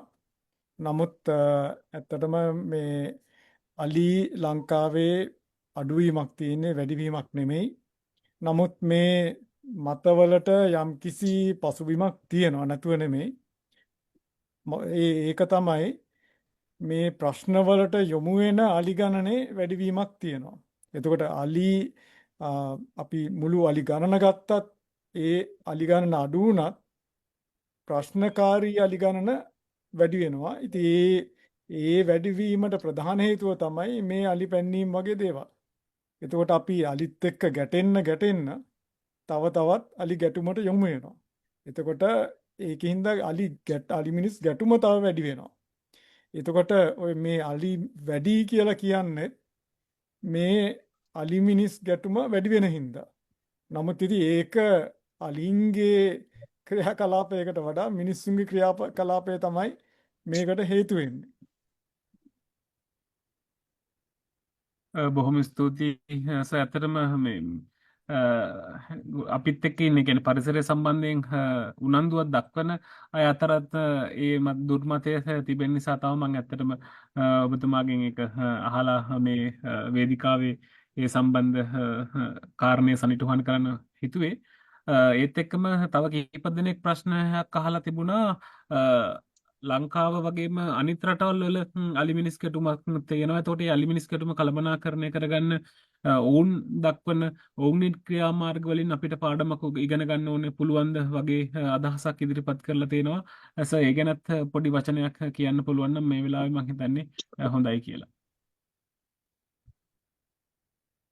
මම හිතන්නේ ඒ ගැන කියන්න තියෙන්නේ ඇත්තටම අද ලෝකයේ රටවල් බොහොමයක් අලි ප්‍රශ්න අලි ඉන්න හැම රටකම වගේ අලි මිනිස් ගැටුම තියෙනවා.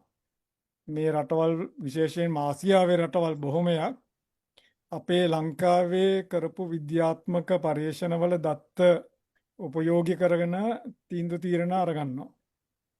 අවසනාවකට අපේ රටේ මේ විද්‍යාත්මක දත්ත ගැන කිසි තැකීමක් නැති තැනකට අද අපි ඇවිල්ලා ඉන්නේ. කිසිම රටක ලංකාව තරම් අලිමිනිස් ගැටුමක් නැහැ. ලංකාවේ තමයි ලෝකේ වැඩිම අලිමිනිස් ගැටුමක් තියෙන්නේ. නමුත් ලංකාවේ තමයි මේ අලි ගැන සහ අලිමිනිස් ගැටුම ගැන වැඩියෙන්ම දත්ත තියෙන්නේ. ඉතින් මේ දත්ත මේ ඉගෙනගත්ත පාඩම් ප්‍රයෝජනට අරගෙන වෙනත් රටවල් වල යම් තීරණ ගන්නවා. නමුත් කිසිම රටක මේ ප්‍රශ්නේ විසඳිලායි තියෙනවා කියලා කියන්න බෑ. බොහොම ස්තුතියි. රාහුල මහත්මයා ප්‍රශ්නයක් යොමු කරන්න ඉදිරිපත් වෙලා තියෙනවා. රාහුල මහත්මයාට අවස්ථාව ලැබෙනවා. සුපුන් මම රාහුල හමුදුරුවෝ. එහෙමයි හඳුන්. සමාවෙන්න. ඔව් වහන්සේට ප්‍රශ්නයක් තියෙනවා? ඔව් මට තියෙන පොඩි අදහසකුත් එක්කලා විශේෂයෙන්ම දැන් සමීර අයියා ඉතාම පැහැදිලිව මතක් කරා හම්බන්තොට අලි කළමනාකරණ රක්ෂිතේට අදාළ තොරතුරු. ඒ වගේම පෘථිරාජ් මහත්මයා ඉතාම හොඳට පැහැදිලි කරා මේ කොහොමද මේ අලි පළවා හැරීම කළා තියෙන මේ අසාර්ථක ක්‍රමයේ නැවත නැවත අත්හදා බැලීමේ තියෙන කාරණාව. ඒකෙදි මම මතු කරන්න ඕන කාරණාව තමයි මේ එකක් මටත් අත්දැකීමක් තියෙනවා. මම ඔය විශේෂයෙන්ම පරිසර මධ්‍යස්ථාන විදිහට අපි අපේ මැදිහත් වීම වලදී හම්බන්තොට දිසාපතිත් එක්ක සාකච්ඡාවක් සිදු කළා එක මොහොතක. ඒ මොහොතේ ඇත්තටම එතුමා ඇතුළු ඒ පිරිස දැඩි ලෙස මේ ප්‍රශ්නය විසඳන්නවා කියන තැනක නෙවෙයි ඒ අය ඉන්නේ. ඒ අත්දැකීම අපිට තිබ්බා. අර සමීර අයියා කිව්වා වගේ මේකේ බරපතලම ප්‍රශ්නේ තමයි විශේෂයෙන්ම මේ රජයත් මේ හම්බන්තොට ප්‍රශ්නයේදී උද්ඝෝෂණයේ වාඩිලා හිටපු පිරිසක් ඉදිරියෙම හිටපු පිරිසක් ඒ වෙනුවෙන් මැදිහත් වෙච්ච පිරිසක්. එතකොට ඒ අය මේ වෙනකොට ඒ බලවේගය මේ වෙනකොට දැඩි ලෙස හීලෑ කරලා තියෙනවා. මේ ඒක බරපතල ගැටලුවක් බවට පත් වෙලා තියෙනවා. එතකොට අපි ඒක සලකන්න ඕන කාරණාවක් හේතුව තමයි වෙන කවරදාටත් වඩා නොවුණු පරිසර ප්‍රශ්න මතුවීමේ හැකියාව තියෙනවා. ඒ බලවේගය නිහඬ කරලා තැබීම පිළිබඳව. ඒක නිසා සමහරක් සාධනීය දේවල් විදියට සමහරක් කාරණා මාධ්‍ය තලයේදී ප්‍රකාශ වුණත් යටින්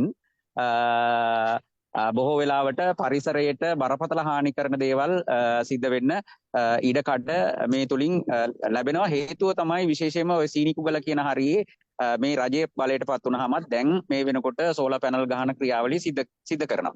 ඊළඟ කාරණාව තමයි මට මතු කරන්න ඕන කාරණාව විශේෂයෙන්ම අපි මේකේ තියෙන ආර්ථික කාරණාව. ඒ කියන්නේ අපි දන්නවා ලෝක බැංකුව හරි IMF එක හරි ඒ කොන්දේසි ඉදිරිපත් කරද්දී 2010 ඉඳලා අරගෙන කල්පනා කරලා බැලුවොතින් සාකච්ඡා කරවොතින් කොහොමද මේ සමාගම් වලට ඉඩම් දෙන්න ලංකාවේ නීති ලිහිල් කරන්න කියන තැන ඉඳලා මේ කටයුතු කරලා තියෙනවා. හැම පාලකයෙක්ම හැම රජයක්ම.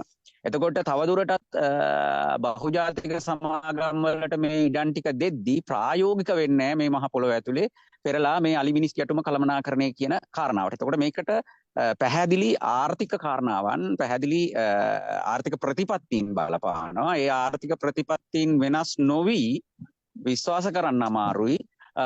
මේ ප්‍රශ්නෙට සැබෑ උත්තරයක් අපිට ළඟා කරගන්න පුළුවන් වෙයි කියන එක. එතකොට මම අහන්න කැමති මේ මගේ ප්‍රශ්නය පෘථිවිරාජ් මහත්තයට ඒ වගේම සමීර අයියට මේ කාරණාව කොහොමද දකින්නේ කියන කාරණාව.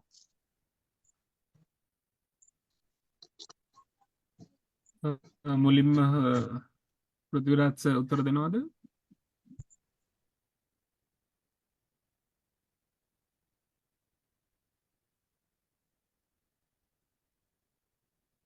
ඔව් මම හිතන්නේ ස්වාමීන් වහන්සේ කිව්වා වගේ මේකේදී ඇත්තටම අලිමිනිස් ගැටුම කියන එක නොයෙකුත් පැතිකඩ තියෙන ඉතාමත් සංකීර්ණ ප්‍රශ්නයක්. එතකොට මේකට එක හේතුවක් තියනවා කියලා කියන්න බෑ. මේ වගේ නොයෙකුත් පටලැවිලි ගොඩාක් තියෙන ඉතාමත් සංකීර්ණ ප්‍රශ්නයක්. ඉතින් මම හිතන්නේ මේක අපි දිගහැර ගන්න නම් විශේෂයෙන්ම මේක ගැන තියෙන විද්‍යාත්මක දත්ත පාවිච්චි කරලා ඒ අනුව යන්න පුළුවන් මාර්ගයක් අපි නිර්ණය කරගන්න ඕනේ. ඉතින් ඇත්තටම අර 2020 ජාතික ක්‍රියාකාරී සැලැස්මෙන් මේ මඟ පෙන්වීමක් තමයි කරලා තියෙන්නේ. නමුත් සමීරත් කිව්වා වගේ ඒකේ පැහැදිලිව කියලා තියෙනවා මේ දේවල් අපි කරන එක හොඳයි. නමුත් ඒක කරලා බලලා ඒකේ ඒව හරියනවද නැද්ද කියලා බලලා ඒ අනුව අපි ඊළඟ පියවර ගන්න ඕනේ කියන එක. ඉතින් මේ වගේ විද්‍යාත්මක ක්‍රමවේදයකට යන්නේ නැතුව මේ ප්‍රශ්නේ කවදාවත් විසඳන්න බෑ. මං හිතන්නේ අපි මේ හම්බන්තොට තියෙන MER එකේ තියෙන ප්‍රශ්න ගත්තොත් නම් මං හිතන්නේ විශාලම ප්‍රශ්නේ ඔය අපේ ස්වාමීන් වහන්සේ කිව්වා වගේ ඔය හැම ප්‍රශ්නයක්ම එතනක් තියෙන. ඊට අමතරව ලොකුම ප්‍රශ්නේ තමයි අනවසර ඉඩම් මල්ලා ගැනීම. ඒක මම හිතන්නේ මේ පැහැදිලිව ඒක අපි ඇඩ්‍රස් කරන්න ඕනේ. එහෙම නැතුව නම් මේ ප්‍රශ්නේ ගැන වෙනසක් අපිට කොහොමදත් කරන්න බෑ. මම කැමති ලක්ෂානි පෙරේරා ගේ ප්‍රශ්නයට යොමු වෙන්න. ඔව් සියලු දෙනාටම ආයිබෝවන්. බොහොම මේ ආදරෙන් මම මේකට ජොයින් වුණා. මොකද මං හරි උනන්දුවෙන් මේ ගැන සංවේදී කාරණාවක් නිසා මම මේ ගැන ගොඩක් උනන්දු වුණා. මං වරදි නම් නිවැරදි කරන්න මේ පළවෙනි ප්‍රශ්නය මම දකින විදිහට මේ වගේ සංවේදී කාරණාවකට මං හිතන විදිහට මේ දැනට පත් වෙලා තියෙන ආණ්ඩුව ඒගොල්ලෝ මේ ගැන දකින්න කැමති නෑ කියන එක තමයි මම පළවෙනියටම දකින්නේ. මම වැරදි නම් නිවැරදි කරන්න. දෙවැනි කාරණාව මට තියෙන ප්‍රශ්නය අපි මේ සම්බන්ධව අධිකරණයට ගියා කවදා හරි දවසක. අපිට අධිකරණය තුලත් සාධාරණයක් බලාපොරොත්තු වෙන්න පුළුවන්ද කියන එකයි. මම කැමති ප්‍රශ්නය සමීර අයියට යොමු කරන්න.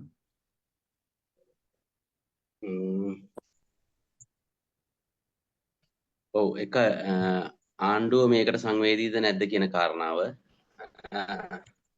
අපිට ඒගොල්ලෝන්ගේ අභ්‍යන්තර තීරණ ගැන අපිට මොකද කියන්න බෑ.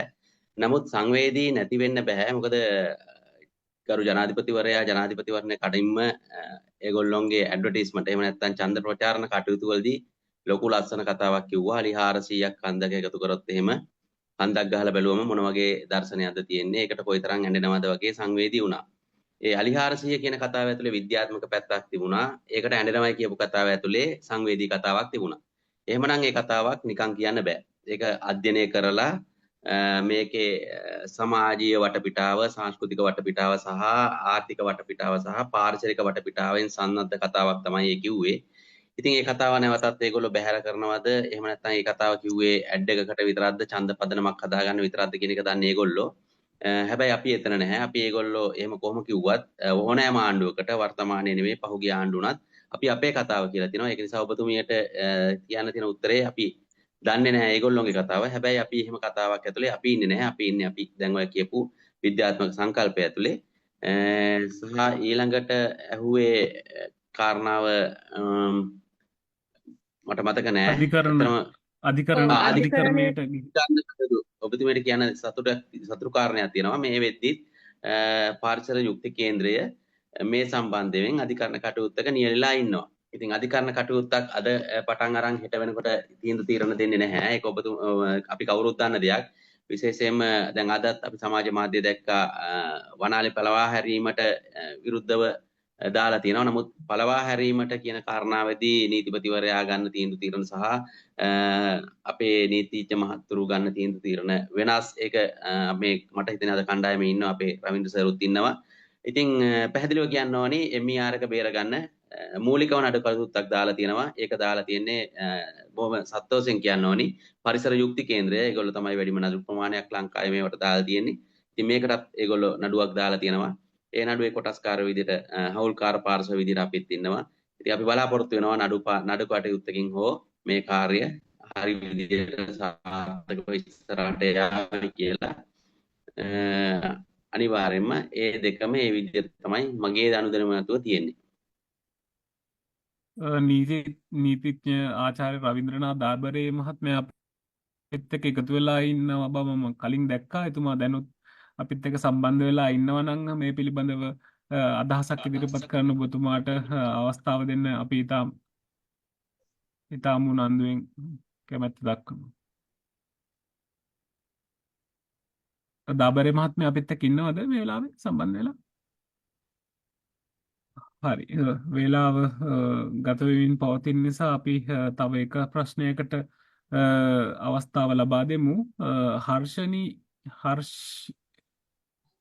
දේශප්‍රිය මහත්මයා. ඔව් ප්‍රශ්නය ඇත්තටම බොහොම හොඳ විග්‍රහයක් දෙපැත්තෙම සිද්ධ වුණා මේ සම්ප්‍රදායයන්ගෙන්. දැන් ඇත්තටම මේක බොහොම සංවේදී කාරණයක් නිසා අපිට ඉක්මනින්ම නීත්‍යානුකූල ක්‍රියාමාර්ගයකට අනිවාර්යෙන් යන්න ඕන. ඒ ගිහිල්ලා රිට් එකක් අරගන්නවා. ඒ කියන්නේ මෙතන මේ තියෙන රටේ තියෙන මූලික නීතීන් වලට එරෙහිව කරන ක්‍රියාවක් කියලා සහ ඒක සදාචාර විරෝධී විදිහට කරනවා කියලා මේ හදිස්සියකට තක්කඩි විදිහට මේක කරන එක උසාවියට කරුණ ඉදිරිපත් කළා මේක වහාම නවත්තලා. ඒ කියන්නේ මේ අලිපලවා හරින කියක තන්ත්‍රය මම මේ අනිත් දේවල් ගැන නෙවෙයි කියන්නේ. ඒ අපරාධය ඒ විදිහට කරන්න නොදී මේක කරන්න හැබැයි ඒක ක්‍රමානුකූලව සැලැස්මකට අනුව ක්‍රමවේදයකට අනුව ඒ මෙතෙක් කල් කරලා තියෙන පරිවේෂණ සහ ඒවල තියෙන මේවත් අරගෙන කරන්න කියලා තමයි අපි උසාවියට මේක කරන්න ඕන. ඇත්තටම හෙට නෙවෙයි අනිද්දා අපි යම්කිසි සංවිධානයක් විසින් එහෙම වැඩසටහනක් කරනවා මේ නඩුවක් දාන්න අපි වැඩ කරනවා. ඒ වගේ මෙතනත් මේ ඉන්න අයගෙනුත් පුළුවන් තරම් ඉක්මනට එහෙම නඩු කීපයක් හරි දැම්මනම් ඒකෙන් ලොකු මේහක් වෙනවා. මේක බොහොම සංවේදී සහ මේ වැදගත් කාරණයක් කියලා. එහෙම වුණොත් විතරයි උසාවියෙන් උනත් රිට්ටාඥාවක් වගේ දෙන්නේ මේක වහම නවත්තන්න කියලා. දැන් මන්නාරම මේක නැවැත්වීම වගේ දෙයක් මේකෙදි කරන්න පුළුවන්. මේවා මේ රජය ගන්න මේ ක්‍රියාමාර්ගවලට අපි විරුද්ධ නැහැ. මේක තක්කඩි විදිහට මේ සතුන්ට හඬක් නැති නිසා ඒක අපිට ඕන විදිහට කරනවා මේ හමුදාව දාගෙන මේ නණ්ඩි කඩාල් වල කරපු ස්ටයිල් එකට කරනවා කියන එක ඒකට සතුන්ට කතා කරන්න බෑ. ඒ නිසා මිනිස්සු ඒනෙන් කතා කරනවා. මේක කියන්නේ මාස මේ අනිත් මේවා ගැන මේ කතා කරපු දේවල් තව මාස ගණනක් ඉස්සරහට කතා කර සාකච්ඡා කරන්න පුළුවන්. නමුත් ඉමීඩියට්ලි මේ කරන මේ අපරාධය නවත්තන්න අපි නීතිමය ක්‍රියාමාර්ගවලට යන්න ඕන. නීතියෙන් සාධාරණ සිදුවේයිද නැද්ද කියන එක ගැන සැකයක් තියෙන්න ඕනේ නැහැ. ඒක සිද්ධීන් වලදී නීතියෙන් ඇත්තටම සාධාරණ වෙලා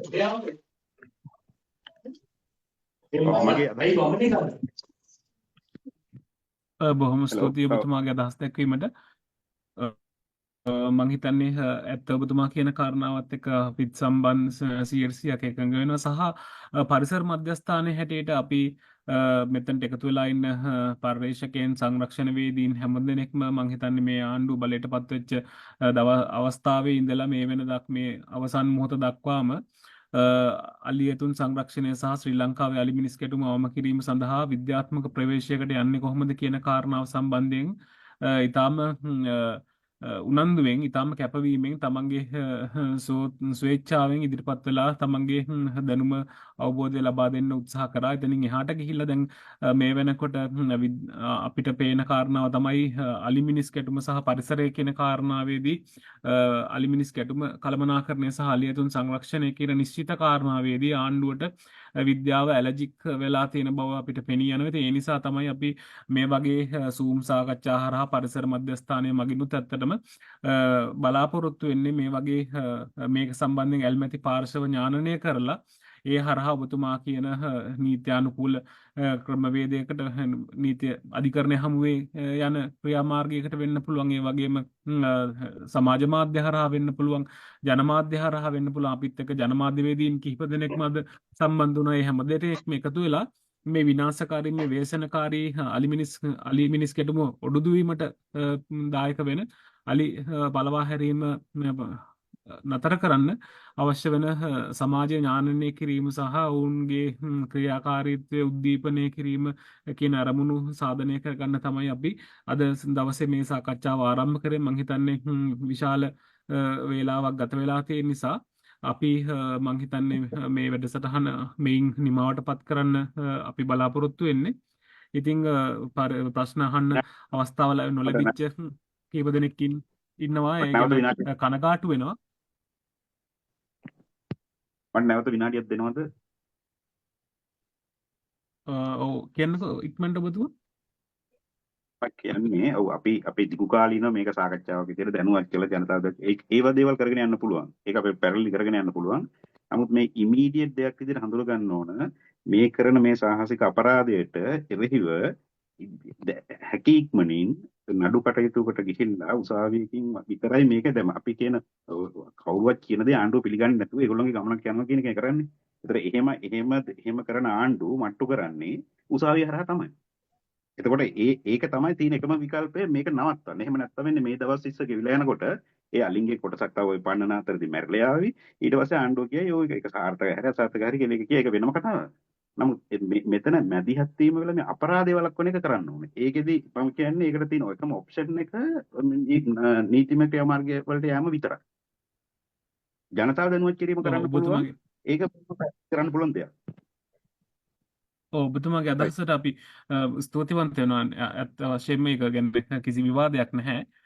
අපි ඒක ඒ ඇතුළු අපිට කරන්න පුළුවන් විවිධ පාර්ශව හරහා විවිධ මාර්ග හරහා විවිධ ප්‍රවේශන් හරහා මේ සමස්ත ගැටලු නිරාකරණය කරගන්න අවශ්‍ය වෙන වැඩපිළිවෙල ඊට ඒ සඳහා පදනමක් සහ ඒ සඳහා ඥානනයක් ලබා ගැනීම තමයි මම හිතන්නේ. ඒක තමයි මම කියන්න උත්සාහ කරේ මේ වැඩසටහනේ අරමුණ. ඒක බව තමයි මම කියන්න උත්සාහ කළේ.